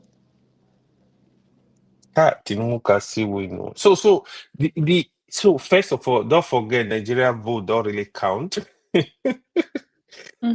So even if Peter Obi is courtesy, it's a very hard one for Peter Obi because what happened in 2023, right?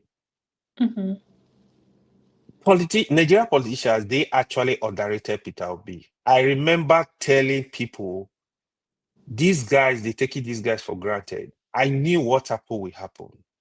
Because before they realized that Peter Obi can just is far gone in the election. It was too close. So it was literally like a month. They realized the strength of Peter Obi. Politicians actually underrated him. They thought it was just rambling. It's not going anywhere. That there would have been a major upset in that election. So even in Edo, I was talking to people. I'm like, Peter Obi is gonna win this day. I remember arguing with my friend. He said, "No, how can Peter Obi win Edo State? No, it's not possible. Who is supporting?" I said, "He's gonna win the state." In landslide, after the election, he started telling me, "Oh man, how did you are right? Blah blah blah." I also told you, I said Peter Obi will do very well in Lagos. He will struggle in other southwest states. But I didn't know he was going to win Lagos. But I knew he would do very.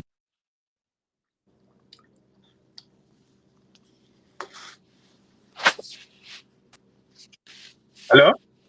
Hello?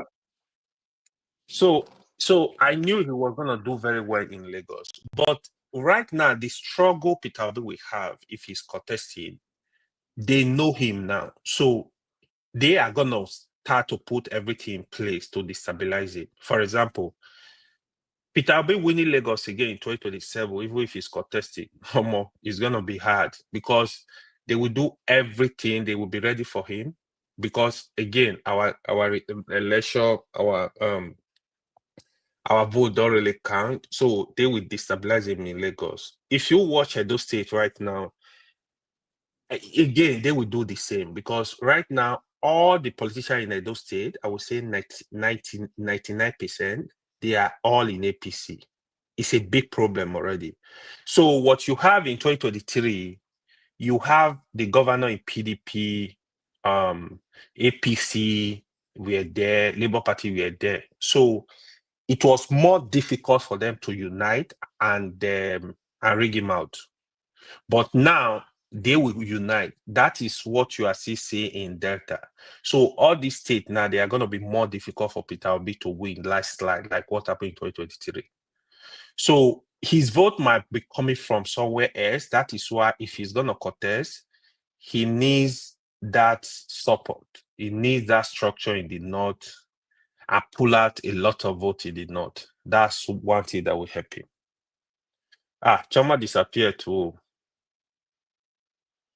Oh, AL is, you're back. Okay. Choma, if you can bring in, is it Hal back? Let me also make, you see, what I want to say is the 2027. Sorry, guys. If I'm going to add you guys back on the stage. I just logged in. Okay. Oh, it's more people. Nice. I'm Okay. back. The thing is this. It's my signal The thing bad is, now, guys. Huh? It's my signal your bad. phone, Can you hear me? but your phone is cracking. Who is talking? Are you guys It's hearing me? crack you. Yeah, we can No hear problem. you. Yeah. I'll leave you Okay. guys to it. Yeah, I'll come back another time. Take care, guys. All right. Your this thing Okay. is the same. That is audio is very bad. Yeah. See, the 2027 election, the chances for Tinubu to win is very obvious. Whether you push Peter Obi forward, or you push even Atiku forward. But the only danger is this: if they decide to allow put Jonathan forward for PDP, the same South-South, from South-South, and then Southeast Obi, there will be problem for Tinubu. Because the Northerners is going to bend on brother, religion, and all those things. And that is exactly what keep PDP. Hold on, Rational Mind, can you moderate, please? I have to leave right now. No, I cannot because I'm in transit here.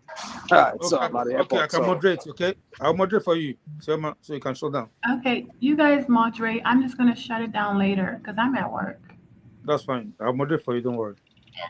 Okay. So who is speaking? that is the only.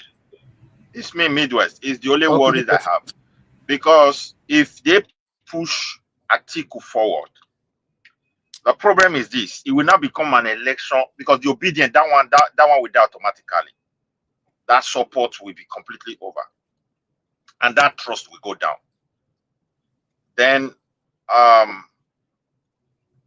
the Northerners or the South as a whole, no matter the hatred or the whether South is, no matter the the disappointment, hatred, or whatever they have for Tinubu, they will think of one thing: should we allow power to go to North? And I think they're going to reason that, and that will be another force that is going to support Tinubu in the South. And then Nigeria will become also divided. The Northerners will also really try their best to make sure power comes to them. But with the structure Tinubu is having on ground, the middle belts that we also call North, I think this time around, the alliance with the North is becoming very questionable with what is going on in all those Benue and Nasarawa and everywhere. So that will play his own role. And this is second tenor election. And if Obi, they push Obi forward, the Northerners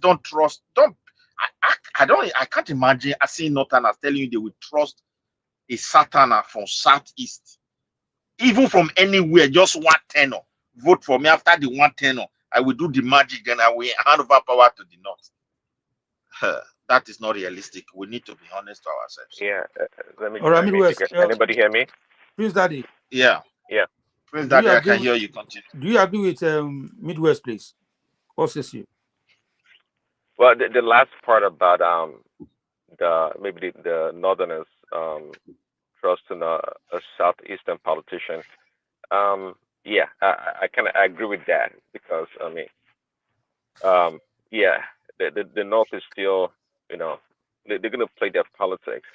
But to comment about what you guys said earlier about Wike still being in PDP, how come he doesn't go to APC?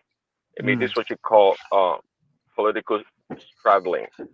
Okay, I mean, since last election, right? It's in the interest of Tinubu actually that the weakest stays In in the PDP. PDP party. Right. PDP has become a vehicle for APC. It has become a tool for APC. So and Wiki is not going anywhere because this is what I would say. There's a level of competency, right?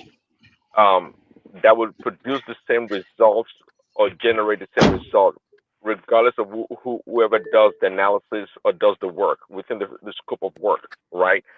Um, there's certain things we are going to analyze. I mean, that should produce about the same result. That's why I'm so disappointed in Atiku. The Atiku, I've said it before, is the worst politician in Nigeria, even worse than Peter Obi for that matter.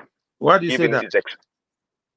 given his experience, his resources, his wealth, and his position in that space, is always bungled every election that you think it would win or do very well. It loses. I mean, it just does something that messes things up for him. Yeah. So he's a terrible politician as far as I'm concerned. I think Okay, it's please, a Daddy. Let politician. me ask you this: what's your permutation towards 2027 election? Because, like one man said, they said they're putting article will be together and stuff like that. So, what's your own permutation, please? Well, the permutation, I mean, again, based on what I said, no, this way we're going to analyze. It doesn't matter who you are. We should produce about the same result. We think, close results in our analysis. Um, to anything more than uh, three parties, three parties or more will guarantee Ashiwaju the presidency. That's like hands down, actually hands down. So, Prince Daddy, even if it's two party, one party, the man is going to yeah, win. Listen, I'm telling you, Hold on, let him finish. Hold on, they are going to hold Abundant. write on, the results. hold on, my brother. Oh, Please let him what? finish. Let him finish. You Well, come after him. abundant. So, if it's two parties, unlike before when Tinubu ran and Buhari and his cohort were against him, right? And everybody was against Tinubu. And well, thank God for Peter B. Really and the Labour Party that were a spoiler. But even in the two party contest, Tinubu is still going to win because now he has the resources, he has the government apparatus, he has everything. The worst thing that's going to happen is guess what? Yeah, you guys know, right? You know the answer. They're going to end up in court. They're going to end up in courts, and if they did, Tinubu is going to win again. That's the worst thing with a two-party contest. And this guy calling this the former president, good luck. Good luck is not a strategist, is not a politician. Is it doesn't have the wherewithal to contest. If they put him there, he's just going to be like a known name, but he doesn't have anything really that would threaten Tinubu. I would say I don't think it does at all. And in looking at it, at the end of the day, the Northerners, depending on the quality of the Northerners that come to compete, they will shoot themselves in the foot because now Tinubu will have the right to really, really give the Northerners their own uh, pain or appeals, right? Because now and the losers will be the northwesterners in the north. Okay, it will give Tinubu the impetus, right, to now actually trying to push a Canary person or a Hausa person, maybe even a mid what you call the north central person. It will be an open game. There's nothing guaranteed right now for the Northerners. So the Northerners too, the ones that really want the power, they have to play smart and they have to be careful in that game. This coalition to try to come together, being led by not really Atiku because Atiku is a serial run politician, right? But this guy Erifai is a lightweight to the core. Uh, I don't think. I mean, the only person that I see in the north right now that can be of any you know, threats of some sort to Tinubu be Conquestor because of the Kanu votes and maybe Jigar votes.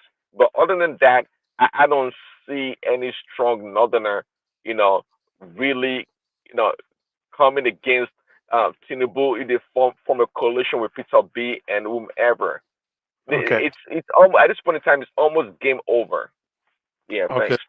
Thank you. AY, you want to say something before when President was talking? Do you have any interjection, please? AY, on mute. It's not AY, it's the progressive and Oh, progressive. Sorry, uh, progressive. yeah, Okay. yeah, it's okay. So no, I was just saying, regardless of who contests, how many party contests, listen, Tinubu is not Buhari, Tinubu is not Jonathan. Tinubu have already put all the machinery in place to guarantee him the next elections.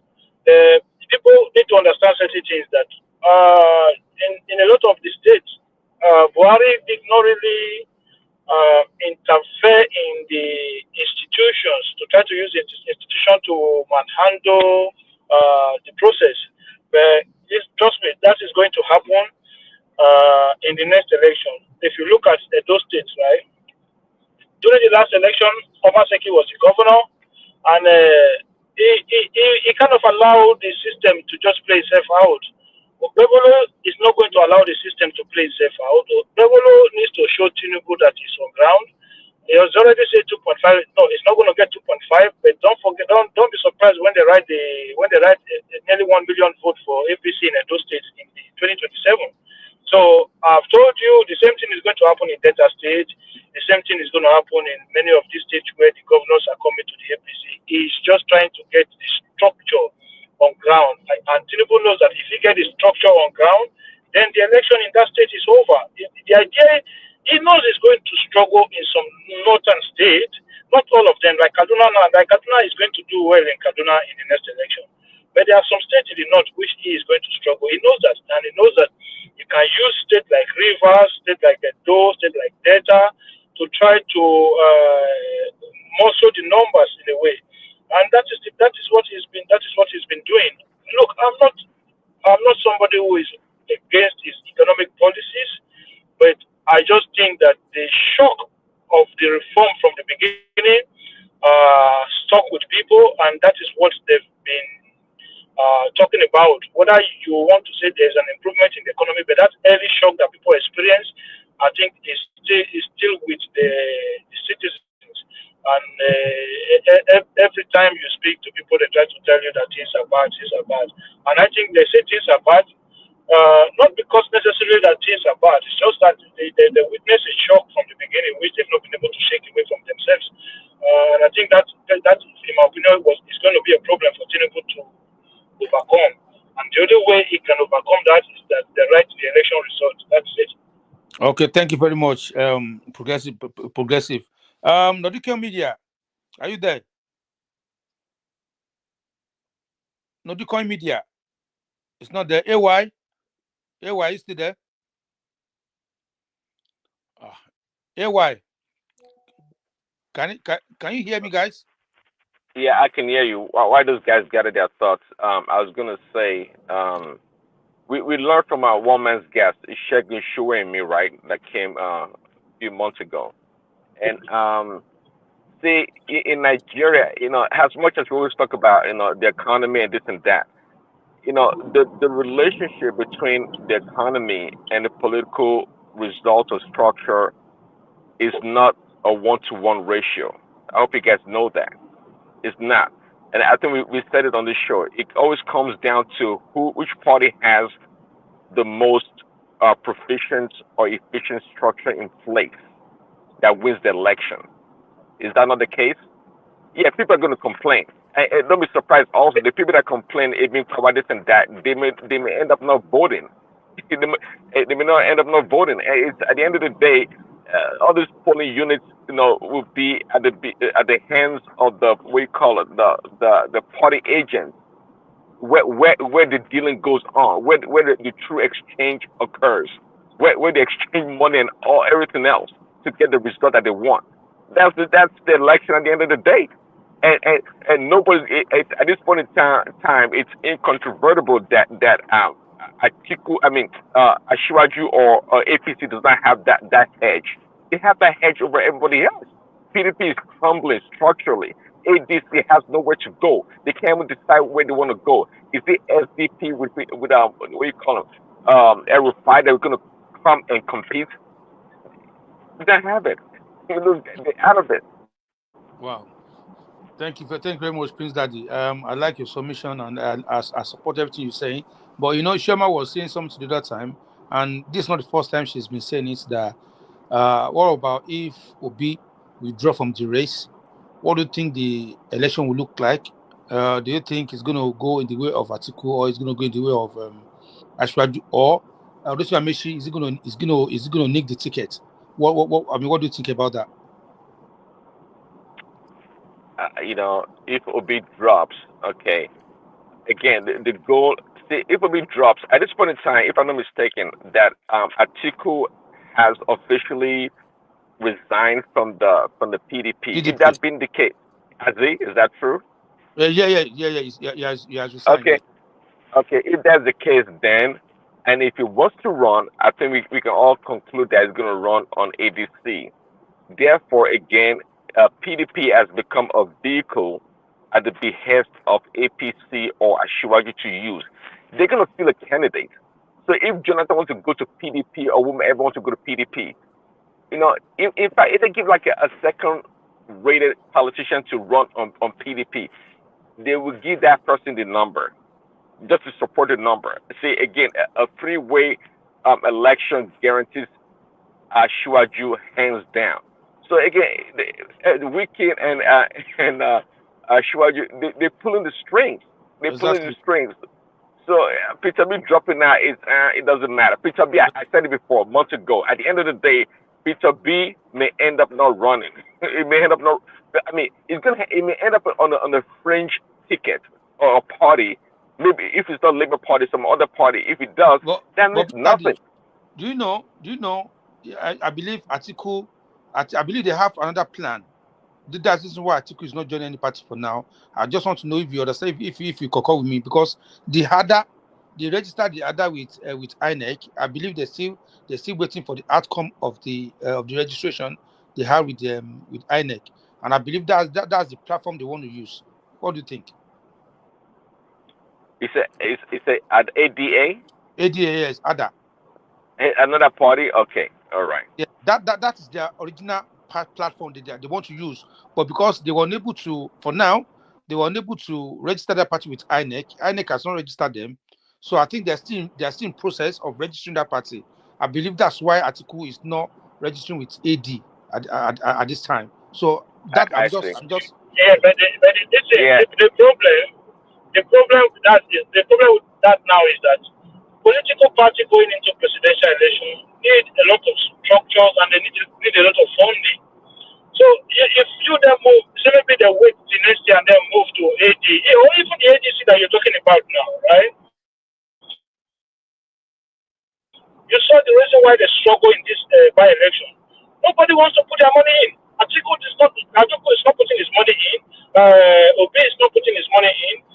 Erufai will not put his money in. Amechi will not. Nobody wants to carry the party. All of them are just waiting till after the primaries. And in my opinion, that's a stupid idea. That one doesn't make no sense, especially when you don't have any governors. You don't have any governors behind the party at the moment. You don't have any senators. I don't know if they have senators or House of Rep members. So you don't have anyone that is financially pushing the party at the moment. And when that time comes, what you want to do is just put how much on ground and then just try to create everything within a shot. That's not going to work. People keep talking about the way APC did it. When APC did it, they moved the whole of AC from under Tinubu into that party. They moved the whole of CPC under Buhari into that. I'm talking about with governors. Oshomole was a governor under the ACN when they moved into the APC, and nearly all the southwestern states had ACN governors at the time. And I think apart from Ondo State or one other one, I'm not sure. So and you're looking at the situation whereby in this case now, nothing. Even in the north, when they formed APC, I think APC immediately had about 8 or 9 governors. Amechi moved in, Saraki moved in, everybody was moving in. So right now these guys they have nothing. It doesn't matter whether they are going to ADC or they are going to AD, or the structure they need, they don't have it at the moment. That's the problem. And the structure is, let's not forget his governors. Okay, Nigerian politicians are risk averse. Hold on. Midwest is not there. Continue, please, continue, sir. Yeah, I was going to say Nigerian politicians are risk averse. That's why they cross carpet all the time. They jump up and down. They want to minimize their risk as much as possible. What happened in the last election was kind of a phenomenon, right? Whereby some sitting governors were defeated and some new people came into the fold, which was good. It was good for Nigerian politics, right? But then again, Peter Ashwaji was not in charge of the country or the structure, and there were a lot of things working against him. This time around, I'm not sure which governor that's supporting APC would lose their state, and that's why I'm also saying that even in the southeast, I see APC Ashwaji winning, or not winning, but getting at least 25% in two of the states in the southeast. Yes, that's how strong they're going to compete. So you know they're there. I mean, it's not no those parties without no governors. I mean, ADA, ADC, Labor, they don't have governors, and Tinubu. I mean, some governors are jumping ship already into the APC, and they're getting all the resources that they have. The last time Atiku chose Okoa was because of the money from the state. It's a Delta state. As much money as Atiku has, he doesn't want to spend his money. Nobody wants to spend their money. And Peter B is not going to spend his money. He's not spend his. He said himself, "I don't spend shishi. I don't do that." Because this to prosecute an election in Nigeria, just like most places, it takes a lot of money. A lot of money. Democracy is not for a poor country or poor people. It's just not. If you want to play politics democratically, you got to spend the money. You guys live in the West. Go look at American politics. They spend the billions of dollars, okay, for one party. So, okay, please, Daddy, thank you. Hold on, sir. Let's hear from Beware of Spinner, because he's just coming in now. Rational Mind. Yeah, I've been here, coming in and out every time. Yeah. Let's hear from you, sir. My internet is not stable because I'm on transit anyway. Okay. Yeah, so for me, I don't want to talk about this topic you were having. Okay, anything in your mind, just let's hear it out. With Tinubu and all the crap that he's doing. Everybody's talking about here, saying that he has captured the whole country. Yes, he has captured it, not for anybody's benefits, not to the people's benefit, but for to his own criminal intentions and his own criminal like Wike.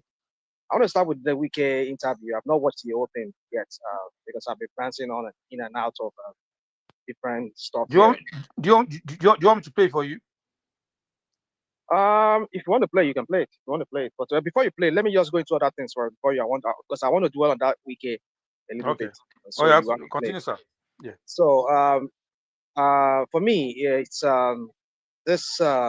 When I come here, I call this party Loibuku Apushi Bureau.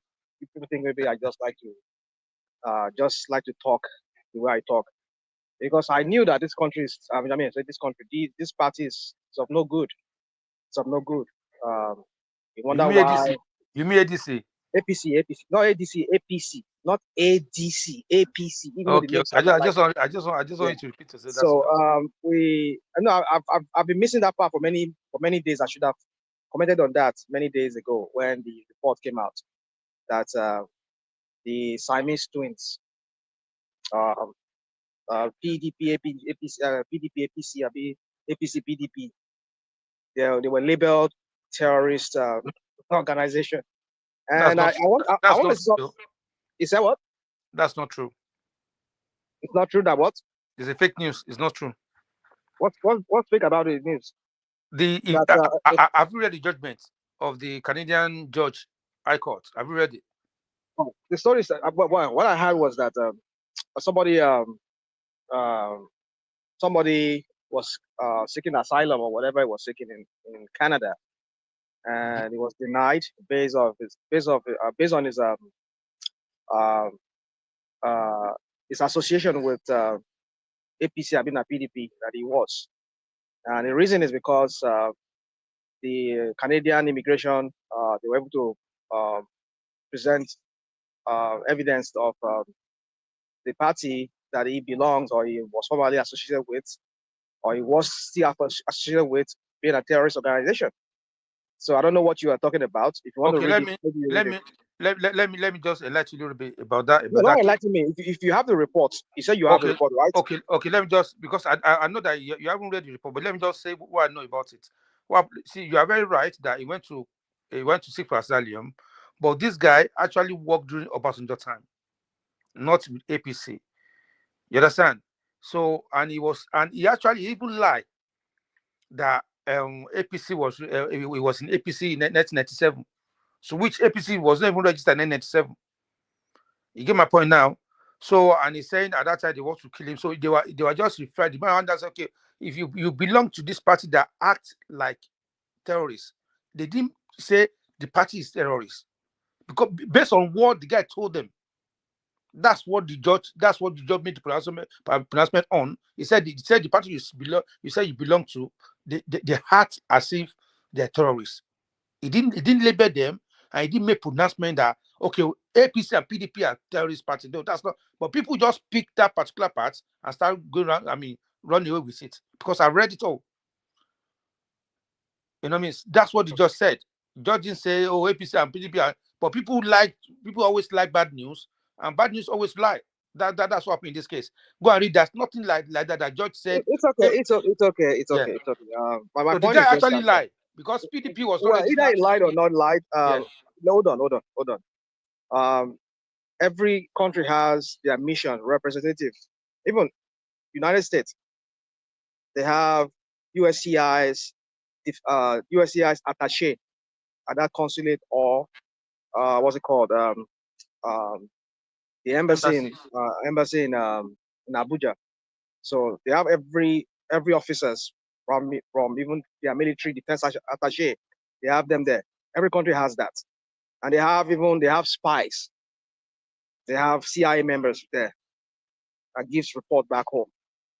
Okay. So every embassy they have such people in their foreign missions abroad, even though they go with a diplomatic immunity or whatever diplomatic cover, but they also do reconnaissance or some kind of spying for their home countries. So whatever the Canadian immigration supplied to their home office as to deny that guy, it must have been that they had some kind of thing that they presented with their case. I don't know because I've not read the totality of that case, but I'm just going by what was said in the dailies. But you are now like trying to tell me something different. Well, I'm yet. But my point is, let's not. I don't want to go back and forth on that. Let me ask I don't want this to go back. Listen. I don't want to go back and forth on that. But my point is this: is that I'm not arguing with you. Listen, I'm not arguing with you. I just want to. Okay, let's assume. I'm just asking a question. No? Let's assume that okay, that judge made that pronouncement. Okay, now between Nigeria and America, Canada, all these foreign country that colonize nations, loot their wealth. You know what I mean?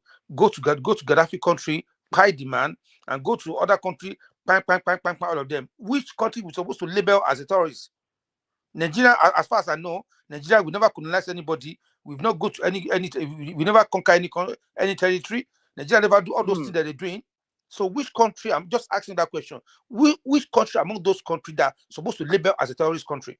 Answer me, please. All right. So I don't want to. Yeah, like I said, I welcome this kind of discussion with you and I.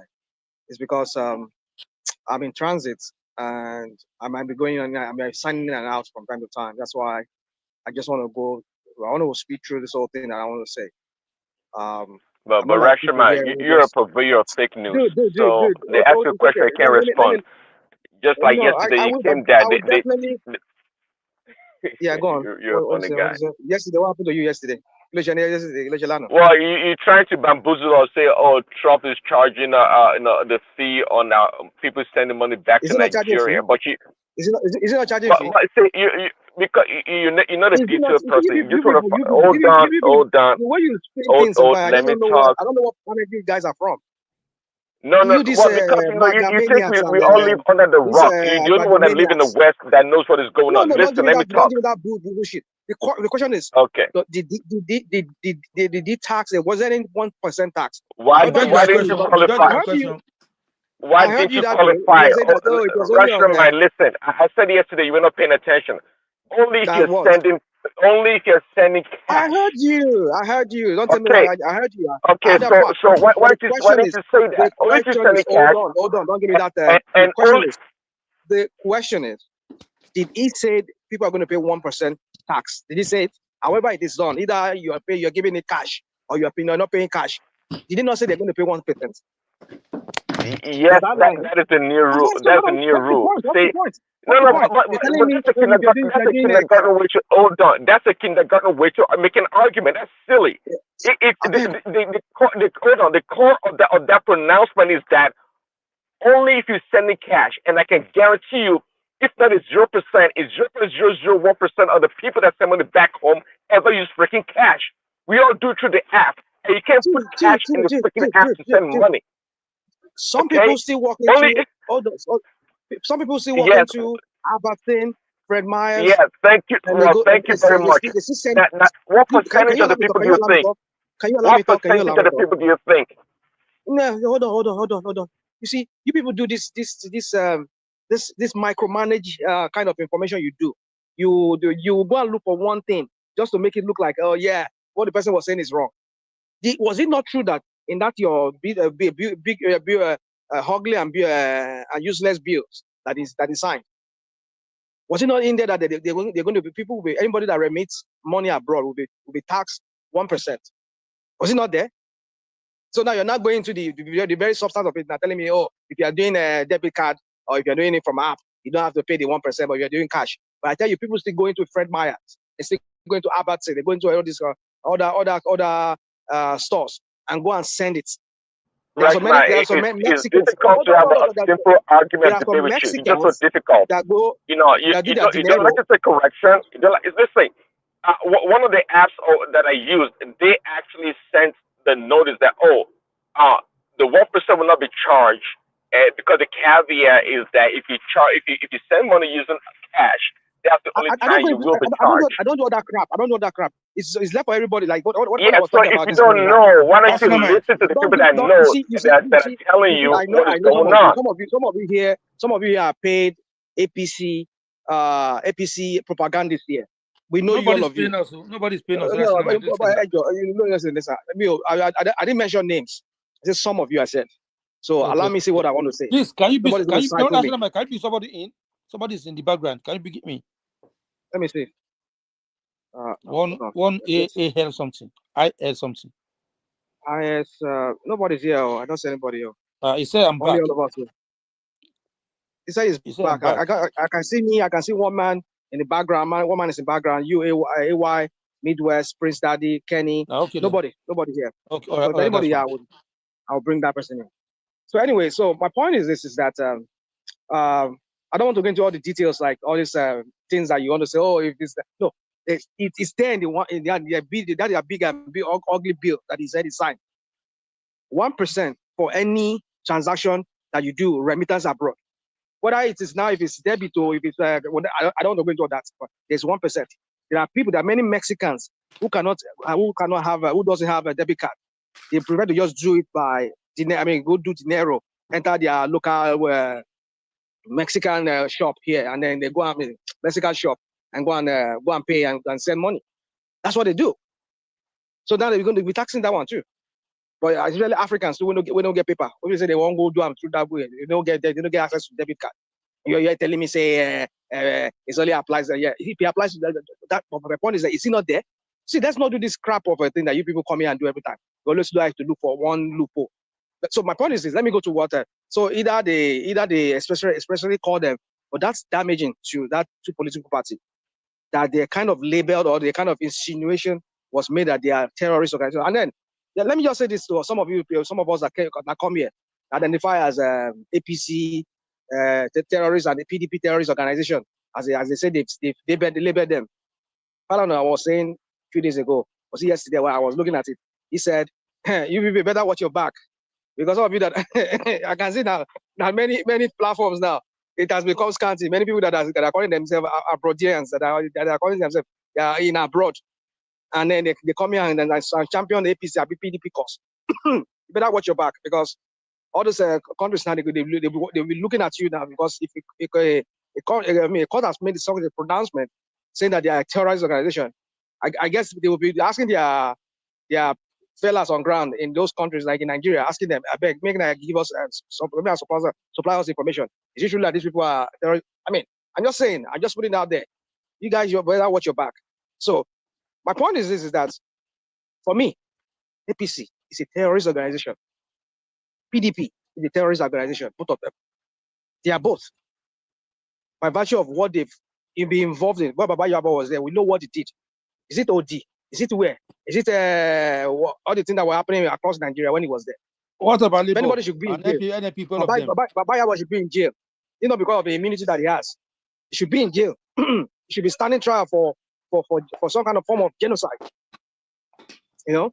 So my point is this: is that I'm just saying here that when I come here, I denounce these people, APC, as the way I call them here. Not because anything, not because I just want to use I stand no word or whatever, but it's just because I know what they are, what they stand for. You people just made my point here. I was listening to this guy. What's his name? Akim, the progressive. The people has put the structure. Some of you here too, even Prince Daddy. Rational mind. He didn't answer my question, no. See, I said let's agree that all what they call them, that's what they are. What about those countries that I mentioned? And they've done worse than what APC and those countries are. Those countries, America, for example, they have a party there as well. They have their own party there that they be ruling, and all those parties, anytime they're in power, they do all those things that I mentioned. So is it right for us to call them terrorists as well? Please answer my question. You see, I'll answer your question this way. That's another thing I wanted to talk about, but I will just pack everything together. U.S.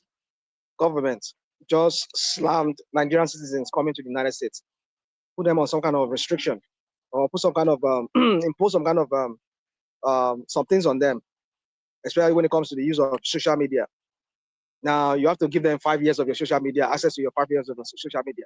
Imagine handing out your password like a cake, giving them to them so that they can see what you have been doing for the past 5 years.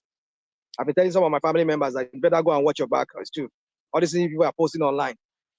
Some of them, they have so many Facebook that they don't even have the access anymore. They've hacked them. They've taken it away from them. Some other people is posting, and some other Yahoo boys are posting, using their name to post on those things. So I told them, so better be careful. So now look at it now. So now Nigeria slammed back. That's my answer to your question. That's called in international diplomacy, they call it reciprocity. So see that answer is not acceptable. So but let's just leave it like that. My question, my answer to you is that if they call you for a terrorist organization, you to label them too. You want to label their own too, but you have to bring proof. But they brought proof to show that PDP, APC, they are low parties, terrorists in you.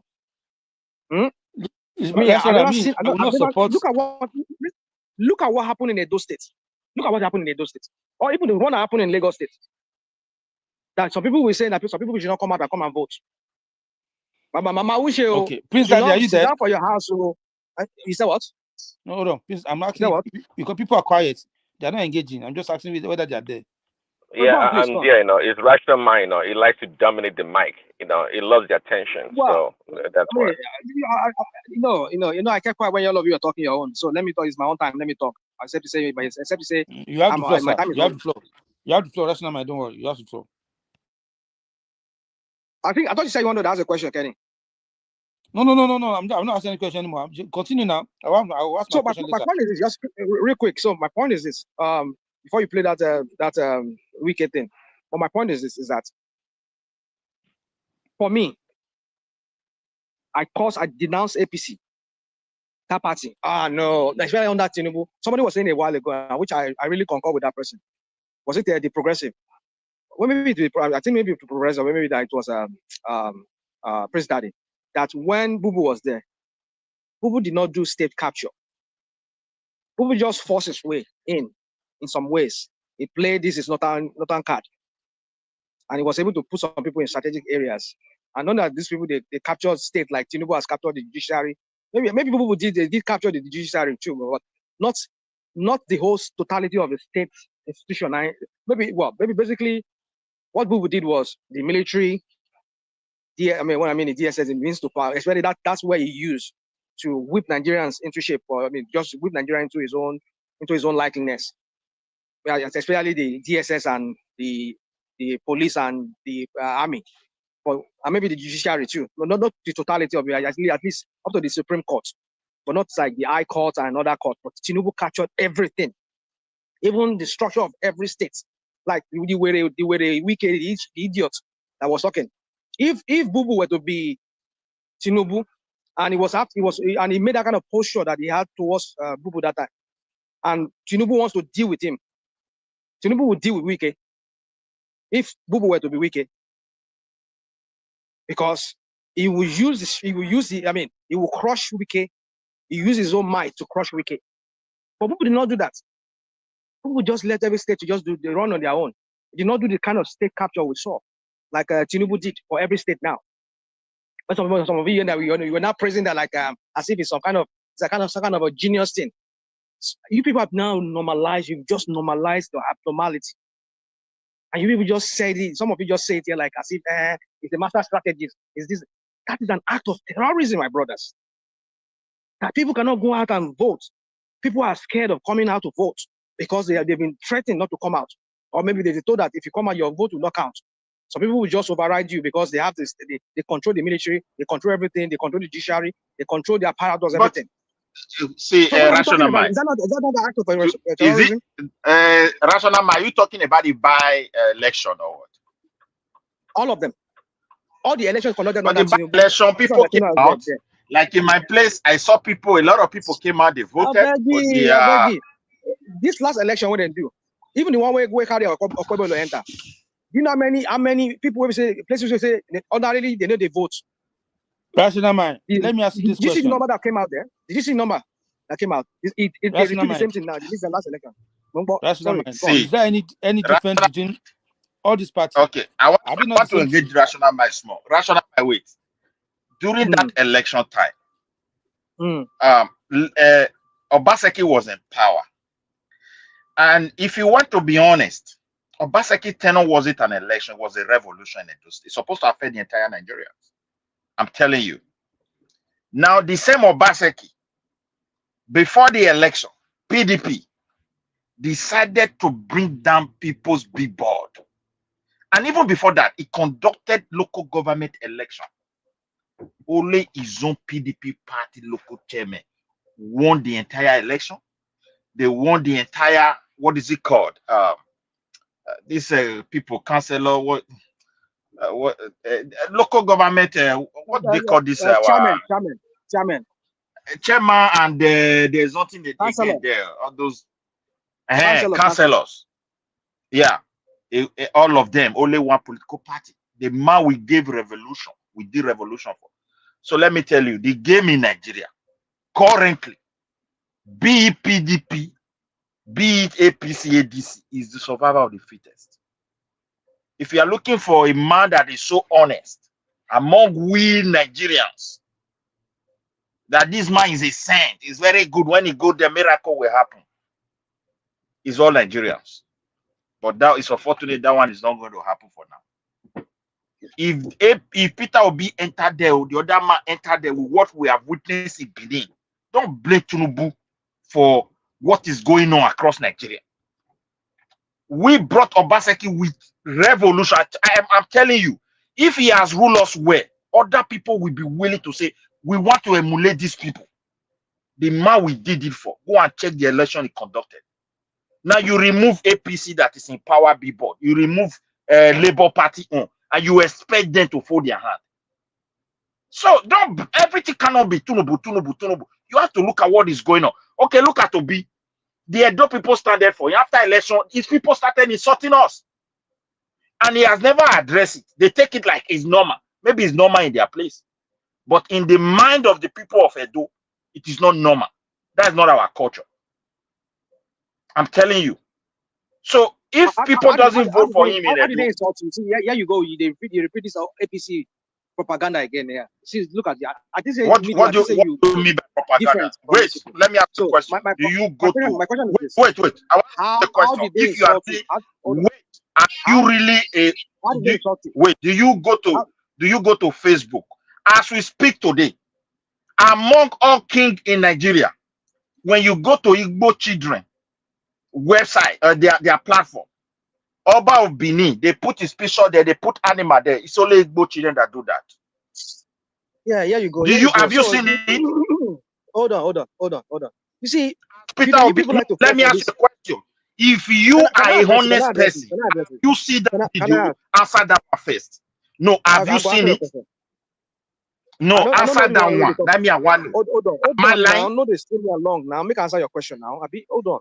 Somebody want coming. I think. Let me see. Chioma has aspects now. So, just tell me this is your Chioma there. So let me answer your question. Midwest. Hey, Rational Mind, if you need anyone to come in, just put a comment in the comment section. Okay. Okay, no problem. Okay. Are you saying I cannot see them from? I cannot see them from when they come in. I have to go to the comment section for me to go there. No. Like you can send me a message on the comment section, and then okay. I'll quickly log in and put them in the studio. Okay, Rational Mind, take over. Okay. No, take over. Because I have a flight to catch to Copenhagen, so I won't be able to do that. So, but right now there's nobody backstage though. So that's no what. Well, I think Kenny will take over. But Kenny, I just have I'll be right leaving on very the soon. comments. So Kenny, put on the comment section if there's somebody backstage. Okay, all right. But I'll be coming in intermittently to see if I can bring someone back on stage. Okay. Okay, no problem. All right, guys, continue, sir. Yeah. So Midwest no vex. I think Midwest don't come out. You see there, it don't come out. Anyway, so make I see whether you even there. You ask a question, but you don't come out. You don't even wait to answer. Get in response. Anyway, so you see, Bubu no do. I think it's back. Let me. Okay, Midwest. Okay. I think I think it's back. So Midwest. Let me go to your question. So on mute. Let him on mute first. Rational Mind, let him on mute. Let him speak. Okay. Midwest, are you there? Yeah, I'm back again. So okay, you can answer that question if you have seen that video. That's just what I want. Well, I don't know the video where you're talking exactly about. But I know then you try to. You want to tell me you are not aware that they have been doing this? Midwest, I understand you're an intelligent man because I've heard you spoken here many times. Even this morning, you spoke very intelligently, and I want to believe that you should be able to know when people are trying to bait you, are trying to stir up some kind of contention or dissension, trying to cause friction among people. You remember very well that at the heat of that election, even after that election, actually there was this idiotic guy that is based in Canada. He's a Yoruba guy. Maybe he's half Igbo, half Yoruba, or maybe he lived among Igbo. He speaks Igbo very well. This guy was going on many platforms, pretending to be Igbo, and will be speaking Igbo, and he will be rallying up other Igbos that are bigoted like himself, who also maybe have issues with Yoruba people, and they'll start this Igbotic crap. I mean, let me say Igbotic crap. These are bigoted crap. Yes, Yoruba people are like that kind of thing. Yes, yeah. You remember that video of that lady that they said they had this forum where they were talking. That guy was the guy who was the one who created that forum, and some other Benin people joined, thinking that the Igbo people were insulting them. I think it started with one lady like that. One lady like that. The lady was saying, I forgot how that. But you see, that is the thing about this country called Nigeria.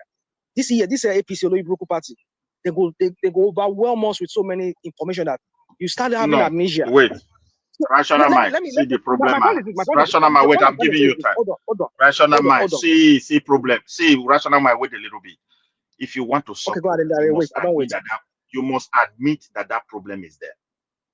So let me just say, I know the problem is there. Okay. Then if you admit, then you can put a solution. Look, Peter Obi, if they said he's a good man, I agree. But let me tell you, when it comes to politics in Nigeria, whosoever that want to rule that country, wait now, where you are from matters a lot. the way your people behave, the way they strategize themselves, will go a long way to support you first. The Northerners, if they want to rule Nigeria, they have advantage because of their religion. Because another thing again, because the way they nurture their people, they believe in that religion that their men must rule. They believe in their population. And they also have a way of aligning with people. Now, if you look at the Southwest, if they need power, they believe in building an alliance. They believe in their own strategy, way, and interest of other people.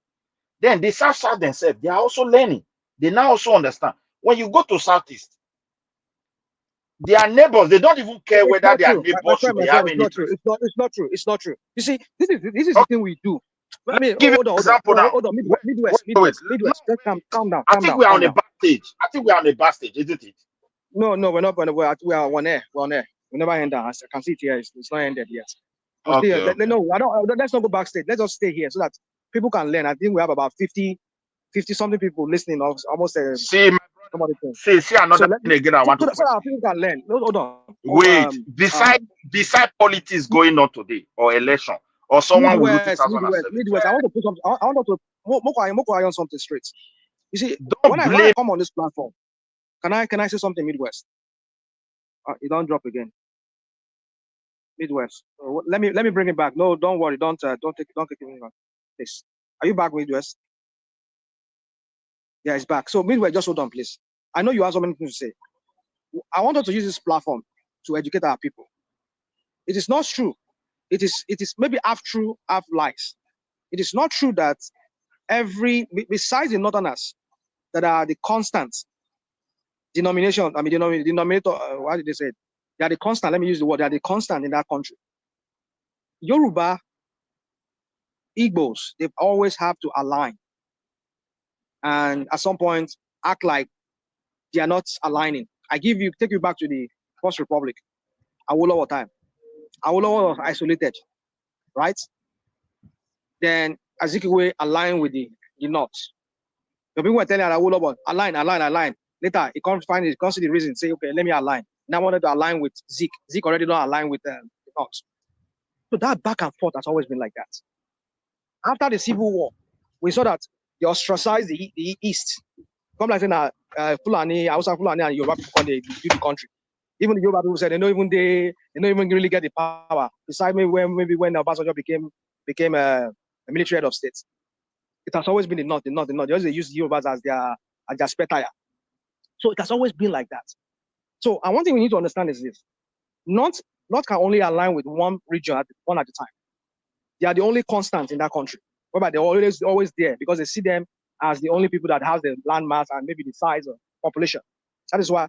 Okay, let me give you an example. Before this one that called himself Tinubu, that was from Lagos, was he not doing his own solo in Southwest? Was he not the local champion in Southwest?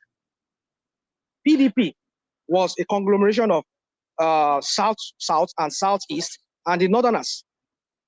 Yoruba people were isolated, right? Not be so. But Tinubu now suddenly now becoming. Hold on. I lecture you, my brother, because with this thing we like to do this thing very well. Yeah, it's not good. It's not good to do this thing. Now, Tinubu saw the need to say he wants to come into limelight. He aligned with somebody from the North. Now they ostracize the Southeast and maybe South to some extent. Come like saying only Yoruba now, so then Yoruba now going to preach and say, Igbos have to learn how to align.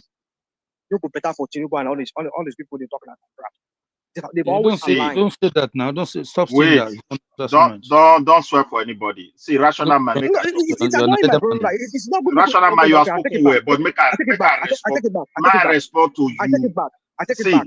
Let me rational man. I take it back. I'm not going to insult, but let me sorry if I quickly use that respond word. to It's not you. because it's Can I just quickly respond? Why would they lie like this? Let me quickly respond to you now. Go on, please. Go on. Let him talk, please. I bet. Let him. Midwest talk Midwest. now. No, I think he has been taken back up to stage. Let me have him. Midwest, go on, please. Go on. Midwest. Is Midwest there? I don't know if I open, I will say that they block me, make I not talk, that they remove. No, go on. Just go. Okay. See, make I respond to you, my brother. Yeah, see the thing we there. You see, no human being will not get interest for life. the thing that is affecting Southeast currently, and that is still going to affect them, is that everything they propose they want to do, they have different groups, and those groups, they don't think about the interest of their neighbors. Let me go to this constitutional amendment. This is what is going on now. They want to amend constitution for the interest of everybody. Suddenly, here become, we must create more states for Southeast. Then Anioma state came out. They said they need it in Southeast. And Anioma part is in the South. It was once with the whole Western region. It was also with the Midwest region. And even when the Midwest was created, you think it was another topic for Midwest? No, I'm going somewhere. Entirely. I don't think you want people to even learn at all. Are you here? No, okay, see, my brother. No, when I'm it was created, go on. When the Midwest region was created, Nigeria government recognized 12 tribes that make up that area. It was taken from the West, and in that 12 tribe, nothing like Igbo or Bende Igbo, and it was Igbo man, Senate president, that signed those tribes.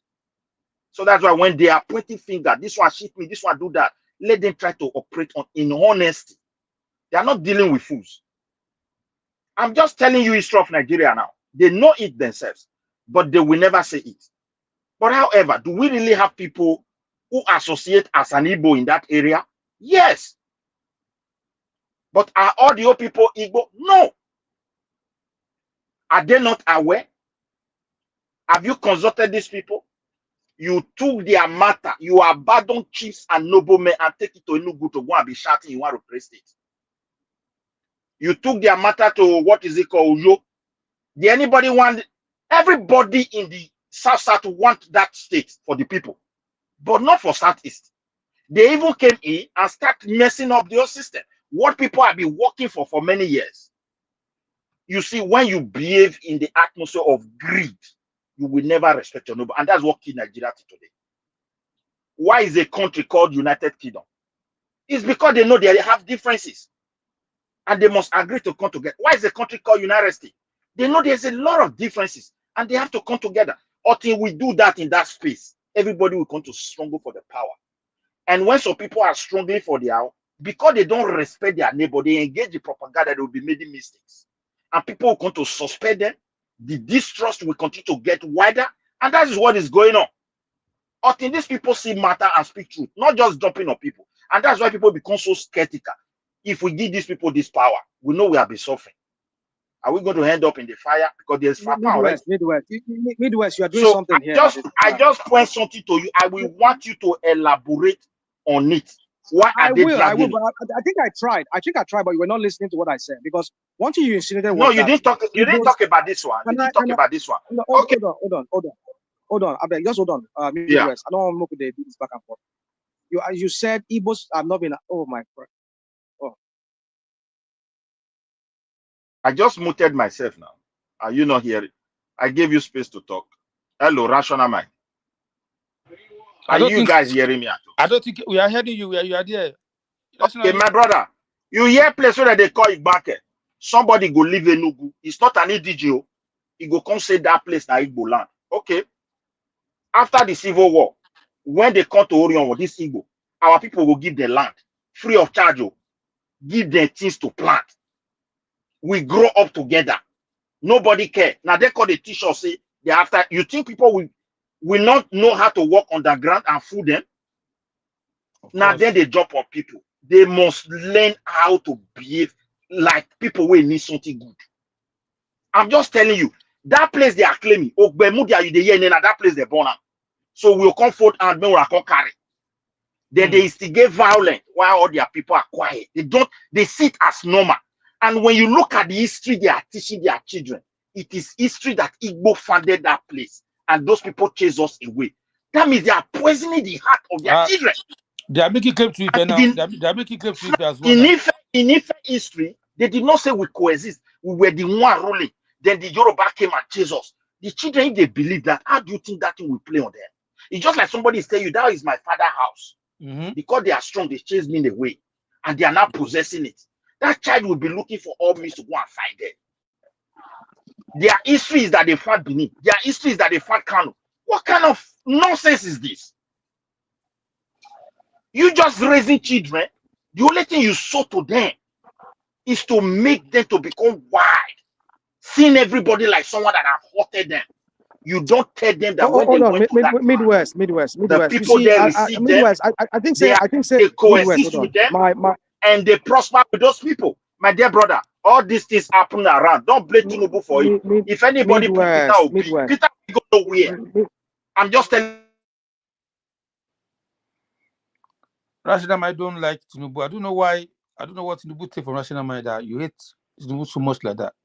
Well, anyway, it's your own decision to show your hatred towards him.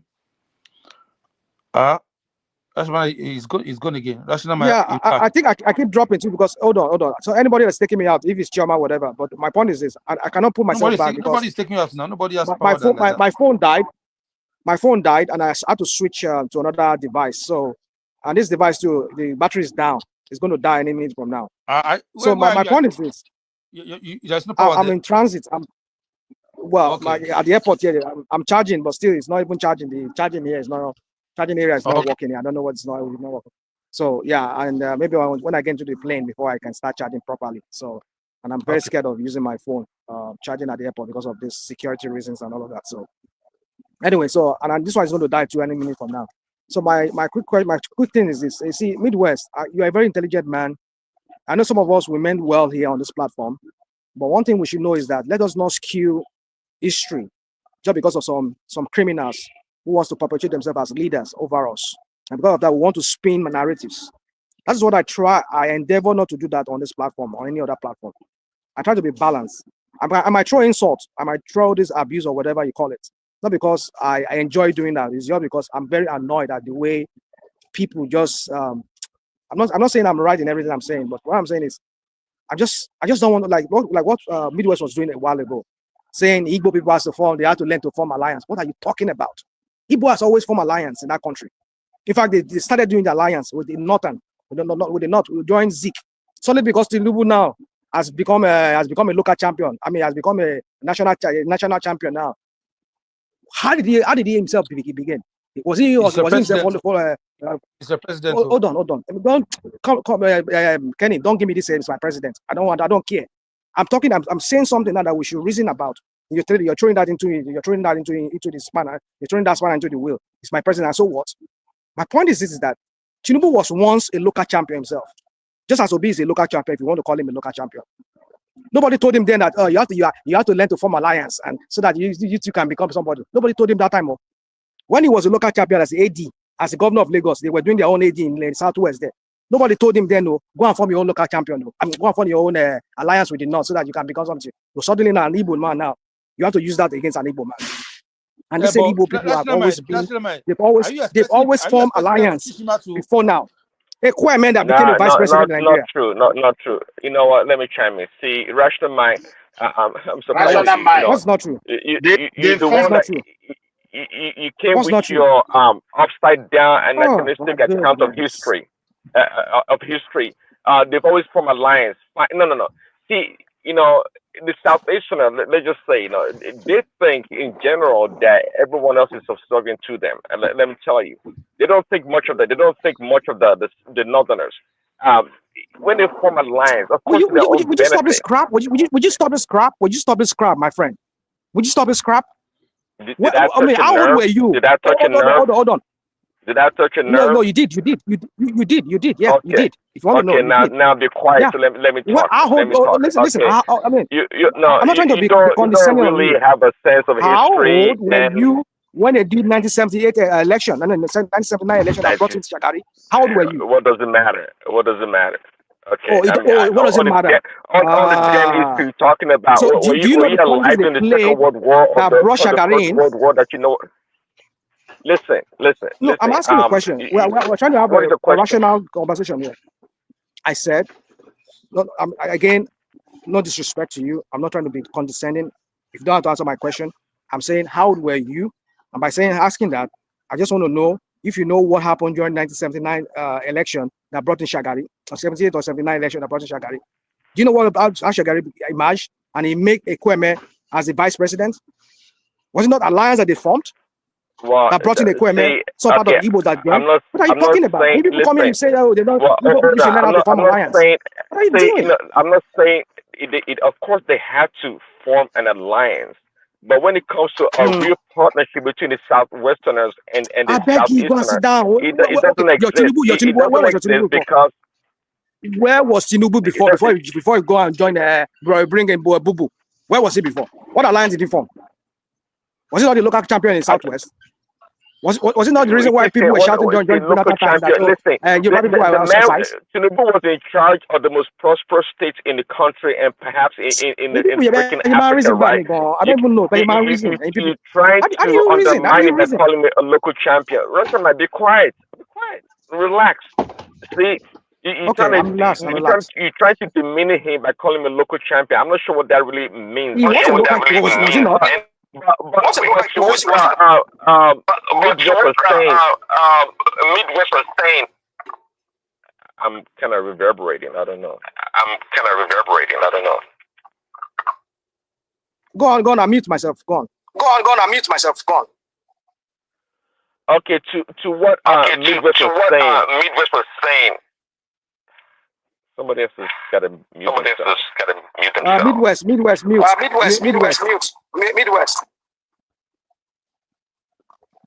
Midwest, can you mute? I can't mute you from here.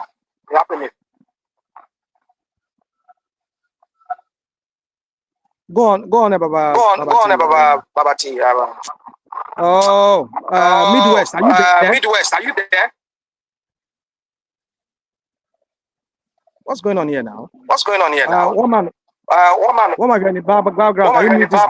Can you mute this guy? Who is that? Midwest. Midwest is bouncing back. He needs to mute. Come back. No, like I said, I switched device. So the device that I have access to, the platform is not this one. Okay then. Just call it. Can you reach out to Chioma and let Chioma know? Oh, let me say message. Chioma should be able to meet him. So, Baba, Prince Daddy, go on.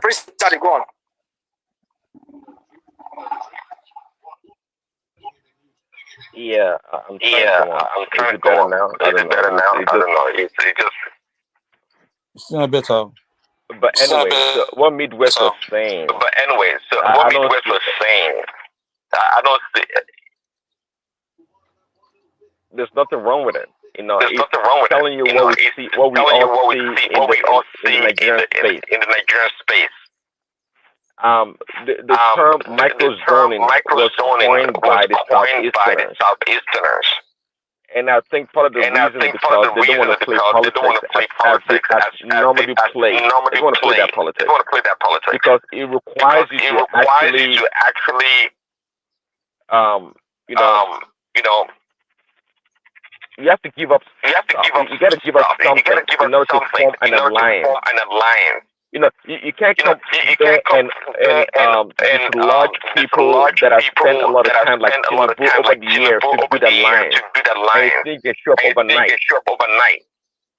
And you want the whole country to vote for you. It doesn't work that way. The reason why people have been so well, relatively, was because of the tribal politics, which is fine. They all played, and also the Christian, Hold on. Kenny, can you please type message to That's what I'm trying to do. This guy, I don't know what is wrong with that Midwest. Is he not there? Mute. I'm here. I did here. But my guy, mute now. What did happen now? Come on. Go on, Prince Daddy. Go on. Okay, better now. Yeah, it's better now. So, Midwest, just mute when you're not speaking, please. I know you see, but you I'm don't listening. I'm admit all it. ears. I'm all ears. Go on. Yeah, I know you see, but you don't admit it. The Southeasterners don't play. They don't play politics as usual. They just don't. You know, they don't. And because So for them to play, again, I ask I you a think question. if the Again, I ask you a question. Southeasterners, How old were you? How old were you Rashomai, during Jonathan? I'm not going to tell you my age or the I'm word not my asking. I'm age. not I asking. don't know why you want to know that. Listen.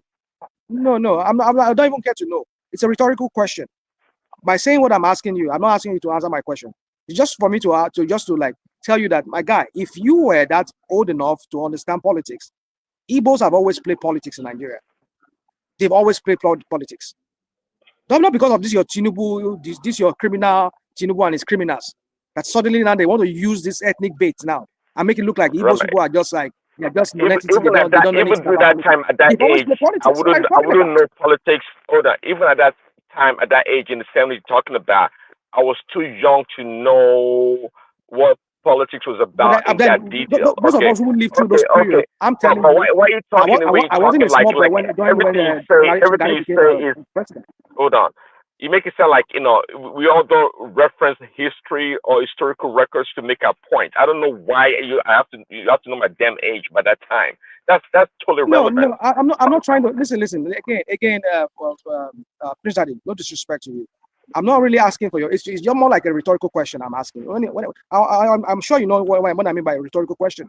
I'm not asking you to answer that question. What year are you talking about? What year are you talking about?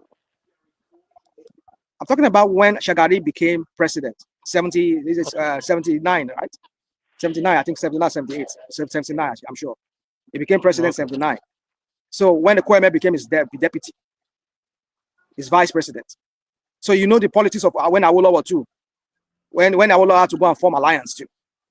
He realized the need for him to form alliance because in the late 50s, See, 60s, Rational, I said it before a everybody week was or doing two solo. ago. Hold on. I said a week or two ago that there's three in Nigeria, maybe the rest of the world, to in order for you to assume power in the space in the country, I think there are three ways to do so. Okay, I know for sure by force, military takeover, which the Southeasterners they've successfully done, albeit for a short period. They've done it. Um, they've been appointed. Zik was appointed as the president of Nigeria, be it ceremonial or not. That happened.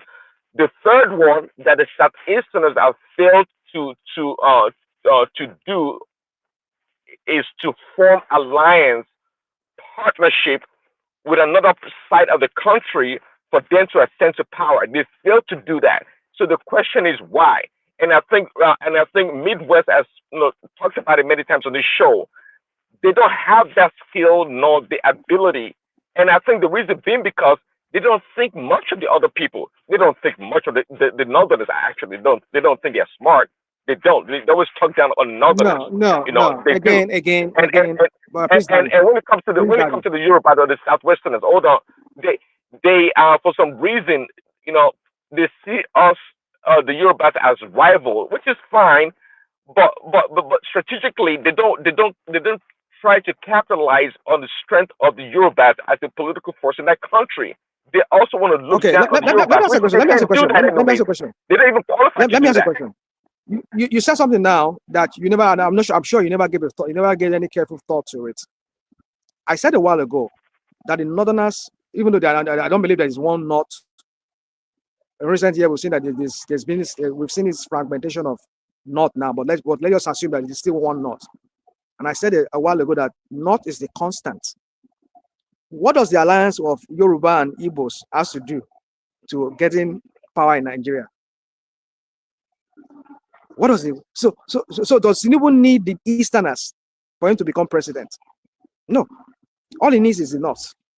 So each North is a constant in that country. No, that's a fallacy. That's not true. Dude, hold on. Let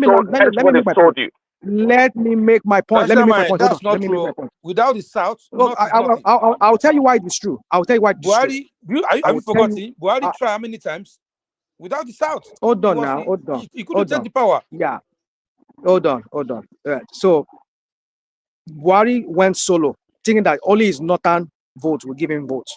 All his whatever crap of 12 million vote that they said he had, it's not from the it's not from the north. How many did he have from southeast or south or southwest? It's not until when he formed alliance with the southwest and they were able to take along some. What does that? And guys, you people try to sit down and listen to what I have to say. I'm saying, north is the constant there. Everybody from the south have to form alliance. Each block, by each block I mean southwest, southeast, or south-south. I mean, I will group south-south with southeast. But even though I know they are separate region of their own, they have their own block of block votes of their own. But I will group them together with southeast. That's how we used to look at them before. So you see that one block from the south will have to form alliance with the north to be able to gain power. You cannot expect south-south, I mean southeast, I mean southwest and southeast to form against the northerners. It will never materialize. It will never work. That is why they will always see themselves as rivals. Because if southwest form alliance with the north, then they will look at the southeast. You say, I don't go form. So they can't form alliance with them at the same time because they can only do one time, or they can only form alliance one at a time. That is how the calculus in Nigeria works. Nigerian political calculus work. It's going to be like that forever, as long as that country remains. So you see that North will form alliance with Southeast to gain power, or they'll form alliance with Southwest to gain power. If ever all of them form alliance at once, maybe I don't know, maybe that's ever going to happen, but I doubt it's going to ever happen in Nigeria. So what I'm trying to mean, so the rivalry there, that is where the rivalry comes, because if North form alliance with one block, okay, look at what happened in Jonathan time. Yoruba people were crying that they were marginalized. Why? Because the Igbos, the Ijos, and maybe the South, they all form alliance again with the North and to gang up against the Southwest. Southwest say they were marginalized. Is that what they were saying that time? Yeah, they were saying they were marginalized because they saw the Igbos as a rival, because they already taken that position that they should be taking as the people from the South that should be forming that alliance with the North. But then Tinubu saw an opportunity, a window of an opportunity with Bubu, and he used that. And the Igbos were also crying foul that, oh yeah, you people, you ostracize us. Yes, it's going to be like that, because that is how the calculus work in that country. You people need to understand that calculus. So that is why it's always going to be that way. So now, if Obi can form alliance with some people from the North, another big wheel from the North, and that big wheel maybe like Atiku or Kokwanso or whatever, and is able to gather some people from the North too, at least a chunk of the Northerners to form another block with Southeast, that could rival Tinubu. So North will always be that constant there. So every block from the South will have to form alliance with the North. Either they split that North into two, which I think is already fragmented. But we're going to see how that plays out. But you people just come here, you just want to use this ethnic crap of Tinubu and his playbook of ethnic bigotry that he always like to speak around. Was he himself not the local champion himself one time? Was he, what alliance did he have from the North in the past, before Bubu? Tell me. What alliance did Tinubu has from the North before Bubu? He never had anyone. But he saw opportunity with Bubu and he took it. And here today he's the president. What are you people talking about? You cannot remind the Igbos. Should go and learn how to form alliance. What the crap are you people talking about? No, are you serious? Because you just talk you don't politics. want You don't to even know what crap. politics Bubu, really, Tinubu's work started with Bubu. Is that what you're saying? It shows how much you know, really. It really shows how much you know. Yeah, so with who? Tell me, who did you start with? Did you? You want to tell me the story of your Yadua? Yeah. So did Yadua make him a president? Did he make him any? Did he get limelight with Yadua? You people like to speed this your crap. Oh, he was with SDP, SDP of Yadua group. So how far has that taken him? Did that make him president? Did that give him notoriety in Nigeria? Besides knowing him as the governor of Lagos State, what are you people talking about? People just come here, you just talk politics, don't even sit down and really scrutinize what the politics all about. North is the common factor there. Okay. So every block from the South, we have to align with them. That's how it works. My brother, listen, yeah. I'm because I have to sign out very soon. Okay. Continue. No, go on. I mean, go on. Yeah, I just want you to say something real quick about the Wike, something about the Amechi. He said, Amishi, we can never get the ticket. If you get the ticket, you will not win. So what's your take? Really quick, before you go. You see, I was expecting, I was thinking you're going to play that video you said you want to play, but I want to say much because I've not watched the totality of it. I've yet to watch the totality of that video. The audio, but the little I've watched. I can't play the audio. Yeah, no problem. Oh, the audio. Oh, okay, I thought maybe you had the access to it. It's okay. I'll just say so far the one I've seen. You see, I'll go with the interview on which Seun Okinbaloye, the crap that he talked about. You see, yes, for me, Wike speaks from all sides of his mouth. That guy, Igbenyin Onida. I mean, if you understand what you mean by Igbenyin, that's the end of that guy. No go. No, I just wonder that guy. I mean, if someone like Atiku ever gets to power, he could deal with it. He could deal with Wike. Well, but he could deal with it. Atiku get power now, so forget it. Well, that's making yours the president make Atiku no get there. But if someone like Atiku gets there, he could deal with Wike. Or maybe someone like Tambua, I'm sure he could deal with Wike. But let's do that. My point is that Wike is, I don't know if that guy, this is the same guy that was insulting Tinubu before. Say, I feel so ashamed. When some people say they will continue from where the president Buhari has stopped. Are we crazy? How can you say you will be stopping from where the Buhari has stopped?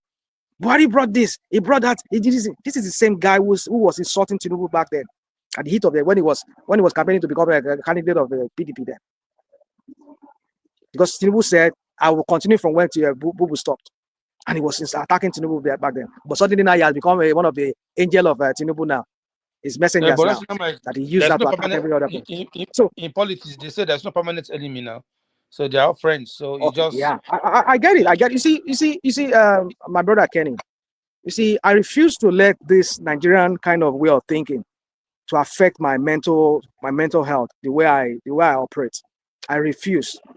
I understand that, yes, sometimes we have to deal with reality. Yes, what you just said is the reality of Nigerian politics.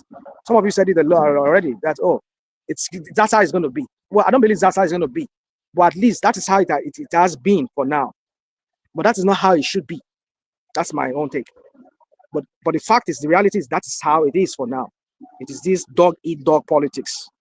Like you said now, it's all about interest. Reality. Yes. Yeah.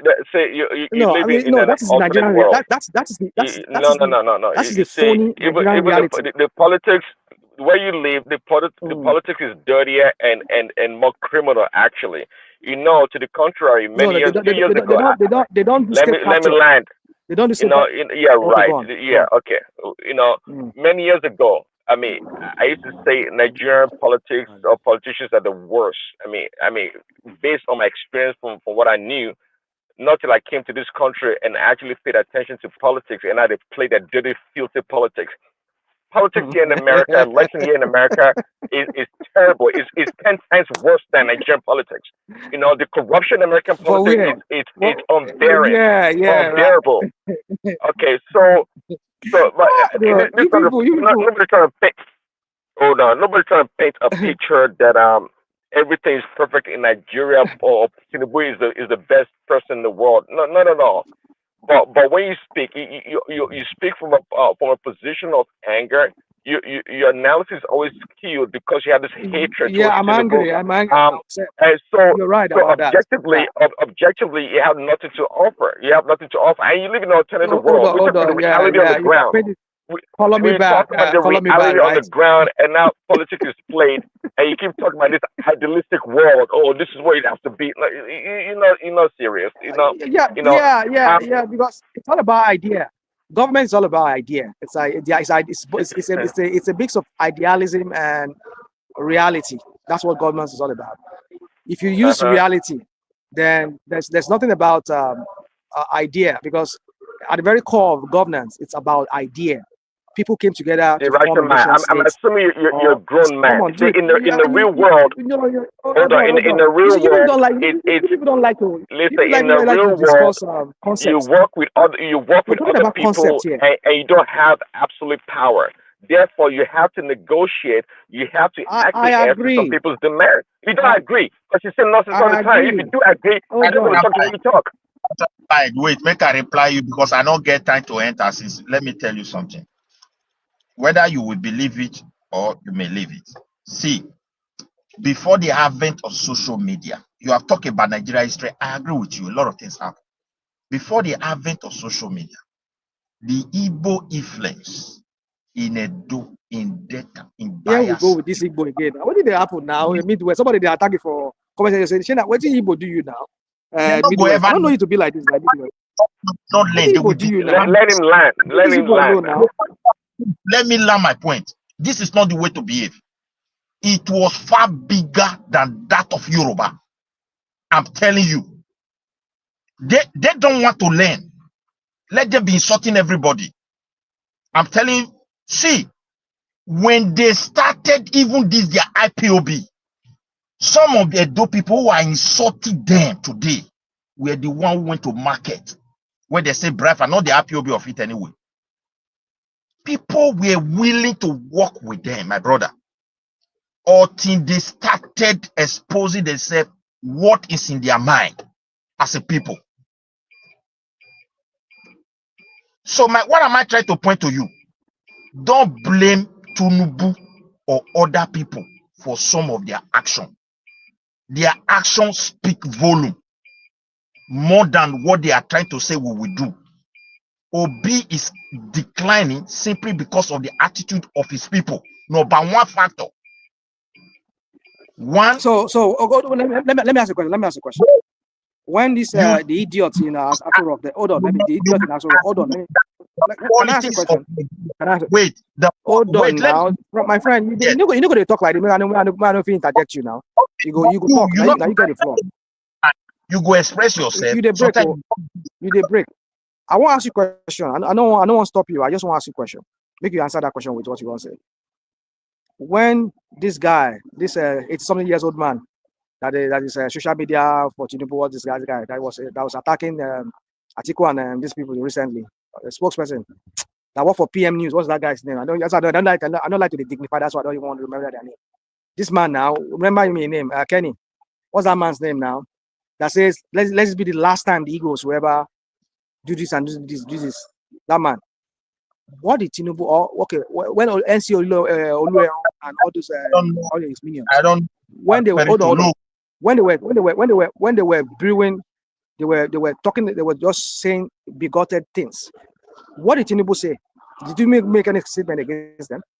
So why are you not faulting Obi for not even having to talk to his own people? If Tinubu cannot do the same, why are you faulting Obi?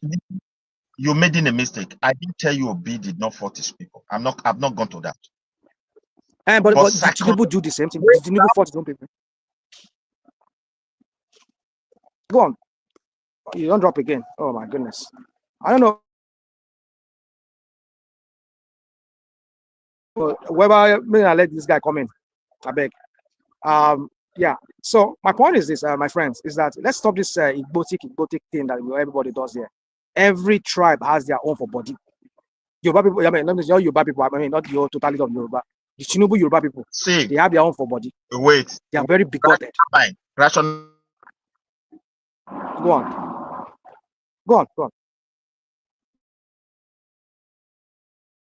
I think they happen. I mean, don't lose service here. I mean, I don't know they mute me, they commot me. I don't know what's going on. I don't know who's even in charge of. Go on.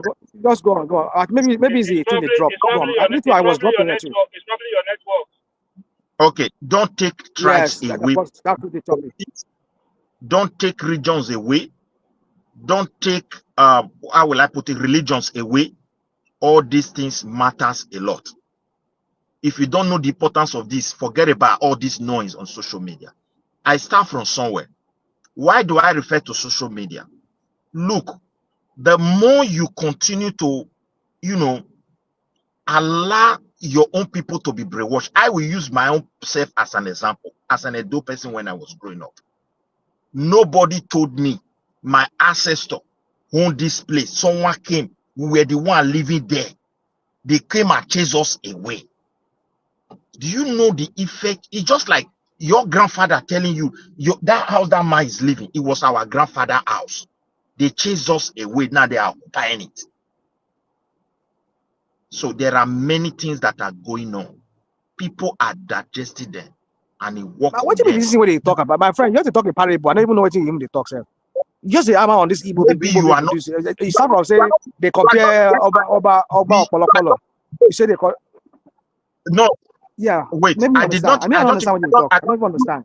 You don't sound like a Yoruba person, and I think maybe you are an Igbo person who speak Yoruba. You are just impersonating. The Yoruba don't talk. Yes, Listen. I'm a full-blooded. You listen. Forget all this. Forget all this. Why they tell on now? Yes, I be partly Joe, partly you what do you call him? wait. I'm a full-blooded Yoruba man. If you want to know, I'm from Ondo State. Go on. Wait, there is so a you be lying all along, Russian man. You be lying all along. Is that what you're telling us? Man, you full of it, Russian man. You full of it. I don't know you physically. If you be lying about that, if you be lying about that, what else have you been lying about? Let's make we ask him. Yeah, Russian man, tell us. Hold on. There are elements of truth in what I said. Hold on. There are elements of truth in what I said. Rational man, I don't know you physically, but there are some characters you will display. I mean that whether you are don't give me this crap. Because I don't support your Tinubu. God don't support your Tinubu and your Tinubu narrative of bigoted stuff. Make me now annoy you about people. Oh my God, come on, dude. Can we just stop this thing? Tinubu, you can't. Tinubu is not responsible for what is happening in our politics. He's only playing the politics of Nigeria. He is. It's part of it. I'm not saying it's the totality of it, but it's part of it. But he has ruled us for just. You want to get me started again? You want to get me started again? Yeah. Like I said, I didn't say it's the totality. You know, it shouldn't be don't be all the old while nine start by himself, but it's part of it. Especially the one that started since that 2022 to 2023 election. That was where it started. All this is crap, and it got up to this moment. It got worse this moment. I expected him as a Yoruba man, who if truly is a Yoruba man, would get sense. He would have handled something in a different way than what is happening. But because we know that is his politics right from time, even in Lagos State, that was what made him continue holding sway in that Lagos State. Division, bringing wala among people. Accusing your own fellow Yoruba man as an Igbo man because he has the support of Igbo people. Because he want to hold power. So those kind of politics and kind of politics that Tinubu plays. When did Tinubu do that? Oh, what did he not do that? Oh, have you not seen it with what's his name? This guy, this former PDP guy. He was formerly in this. What's the name of that party? T whatever. Before he now switched to PDP. Jimmy Agbaje. When what led to what's his name? Oba of Lagos saying that if they don't vote for Tinubu, they could drown inside the lagoon because they were going to vote for PDP, and PDP was Jimmy Agbaje being a Yoruba man, a full-blooded Yoruba man that was running as a governor under PDP. No, rational mind.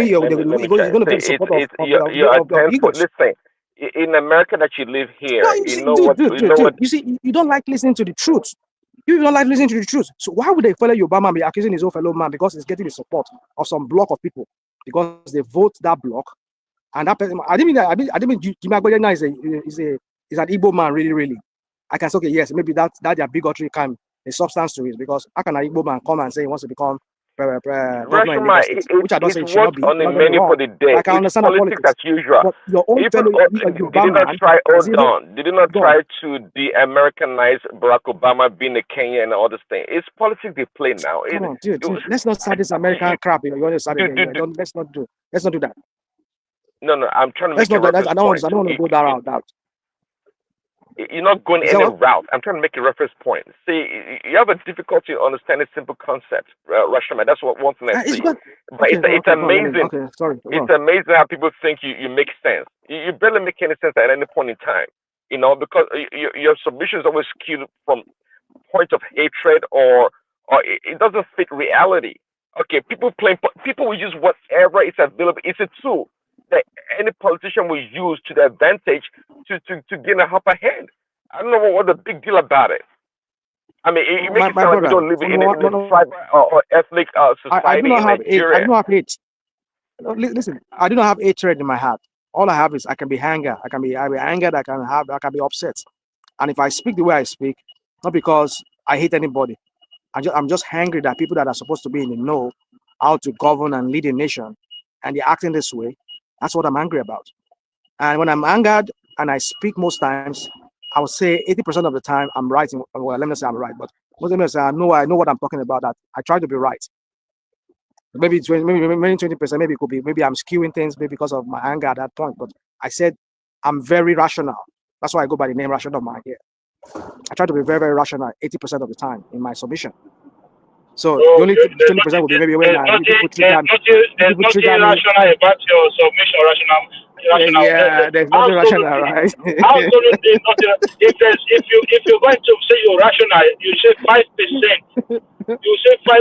Not you that will condemn everything and then support everything. That is not rational. Yeah, that is not rational. Yeah. If they just mention APC, it's 100% irrational. And if they mention OB, 100% support. How is that rational? No, Obi does not have my 100% support. How is that rational? How is that rational? I come here, when I come here, I will criticize bad policies of government, regardless of the government is, and I will support good policies of government. Then you no. You tell me today now. You tell me which of the policies of the Tinubu government you think is good? You tell me now. Tell me. No, and nothing about Tinubu I like. There's nothing about Tinubu I like. Because the thing is, fundamentally, I'm talking about Tinubu now. Forget Tinubu. I'm talking about the policies. Which of the government policies do you think is good? Tell me which one. Well, okay. Let me answer your question. This way. You see, I said it here I said it many times here on this platform. I said, if Tinubu will work for the people, by meaning for the people, all is whatever interest, whatever crap. Not in the future tense. Listen to this question. I'm not going to answer your question the way you want. Let me answer my question. Let me answer the question the way I want to answer the question myself. Don't tell me how to answer my question. He has done nothing. Don't say if you would. We don't want to hear that. Hold on. The other time, a few months ago, about like a year ago, when one man, all of us, I think Kulata was still here at that time, when he brought this issue of the bureau, credit bureau. We all lauded it here. It's a good thing. I'm also one of those people that say, yeah. But at the same time, I express some kind of measure of cynicism. Even though I lauded it, I expressed some measure of cynicism. And I was right. I was justified. Because these people, they self-sabotage. They get some good policies. Don't get me wrong. Tinubu came in with some good policies that he said he wants to do. I mean, floating the naira or allowing naira to find its true value. I'm not saying it's a bad policy, because I know that regime, that currency regime was badly managed, and there's a lot of corruption around it. What's it called? Allowing removing subsidy. Yeah, at some point subsidy has to go if that's the only way they can go about it to really bring sanity in that area. But they self-sabotage again in that area. So I'm not saying these policies are bad. What are the self-sabotage? Let me learn.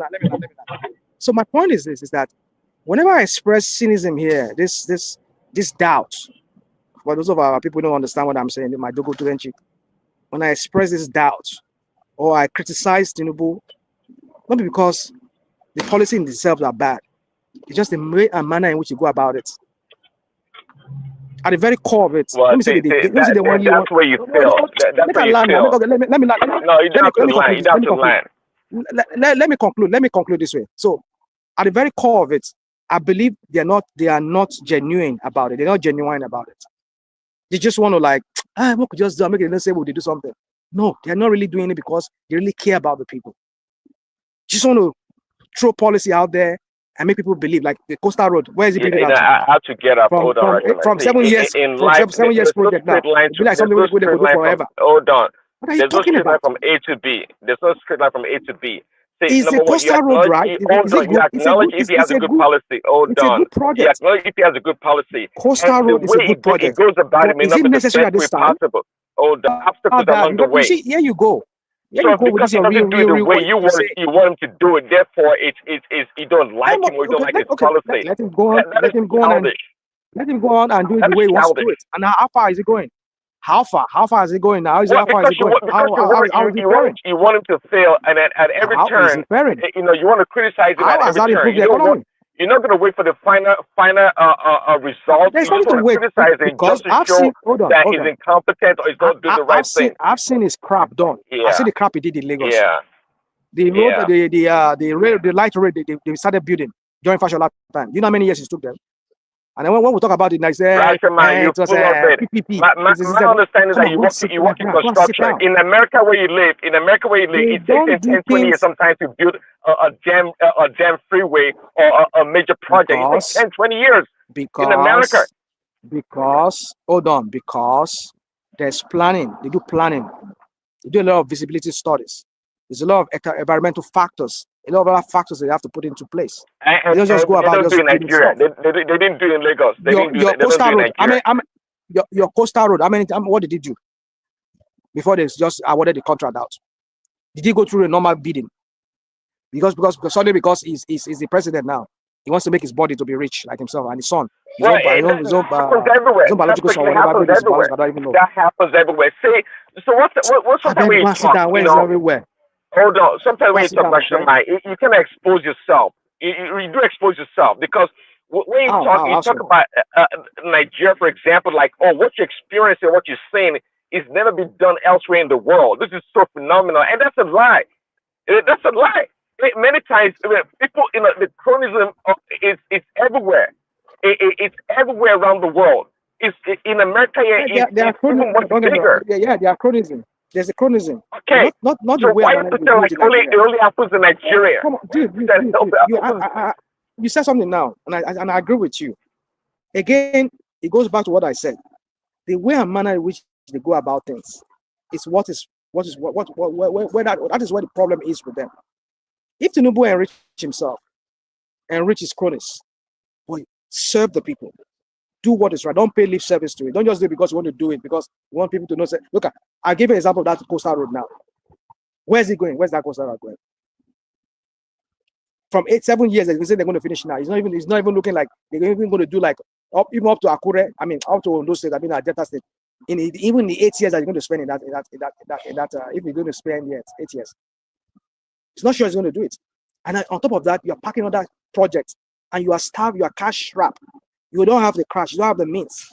You still want to do another project. You want to build the airport. You want to build the Sokoto Ilela Road. I mean, Sokoto Badagry to Sokoto Road. You want to do the East-West Road. You want to renovate this. You want to do that. The idiot in Abuja is building so many white elephant projects. Is it wrong to be ambitious?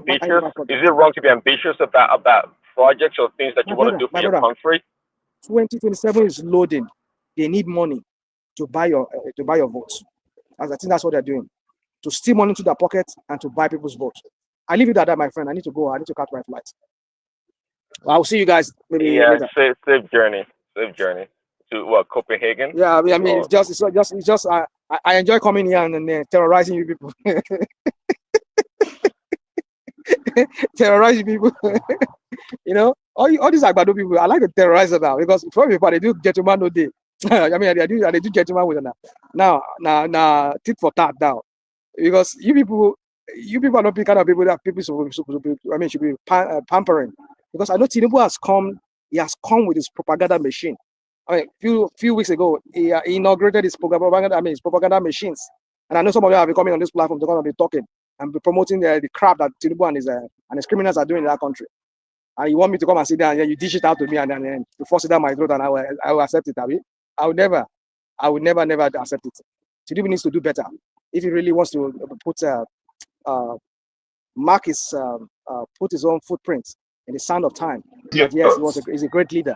I wish he's a great leader, but not the manner and way he's going about governance in that country, turning it to some kind of an Al Capone kind of thing, a mobster, a mob king, whereby he wants to rule, he wants to reign supreme. He calls the shot everywhere. Everybody sings to his praise. Everybody like, come on, that's not what governance is. You're a servant leader. You should be there to serve the people. Not all this. Are you going through CTAC or PDX or LAX? I'm in Europe. Already? Oh, okay. I'm in Riga. All right. Yeah. Oh, okay. Yeah, I'm going to Copenhagen. I'm Oh, I thought trying you to were just comprehend them. leaving. Okay. National Mind No, is running I've been away in the from room for some Trump. time. Is running away from. Is running away from Trump. No, I go enjoy myself. I go enjoy myself. I come for some other things. So yeah, You are running away yeah. from me because you're a coward. I know you run from Trump now. I see my house is there now. I mean, you see, my house is there for US now. We'll go US now. Go. I mean, that's where my family is. So what I want to go, and I just come here, come do some of that stuff. Yeah. So guys, I'll go catch you later. I'm gonna go start to go to board because I think it's almost time for us to start boarding. All Yeah. right, later. So talk to you guys later. All right.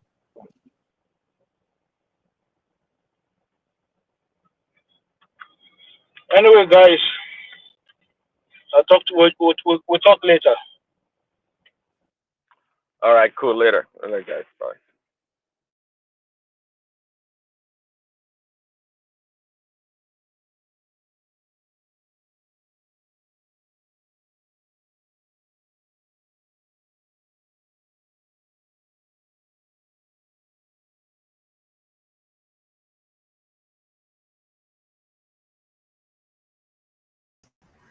Thank you guys for coming in. Don't forget to click the like button. Ta-ta. All right, cool. Thanks, Chairman. Bye. Bye-bye.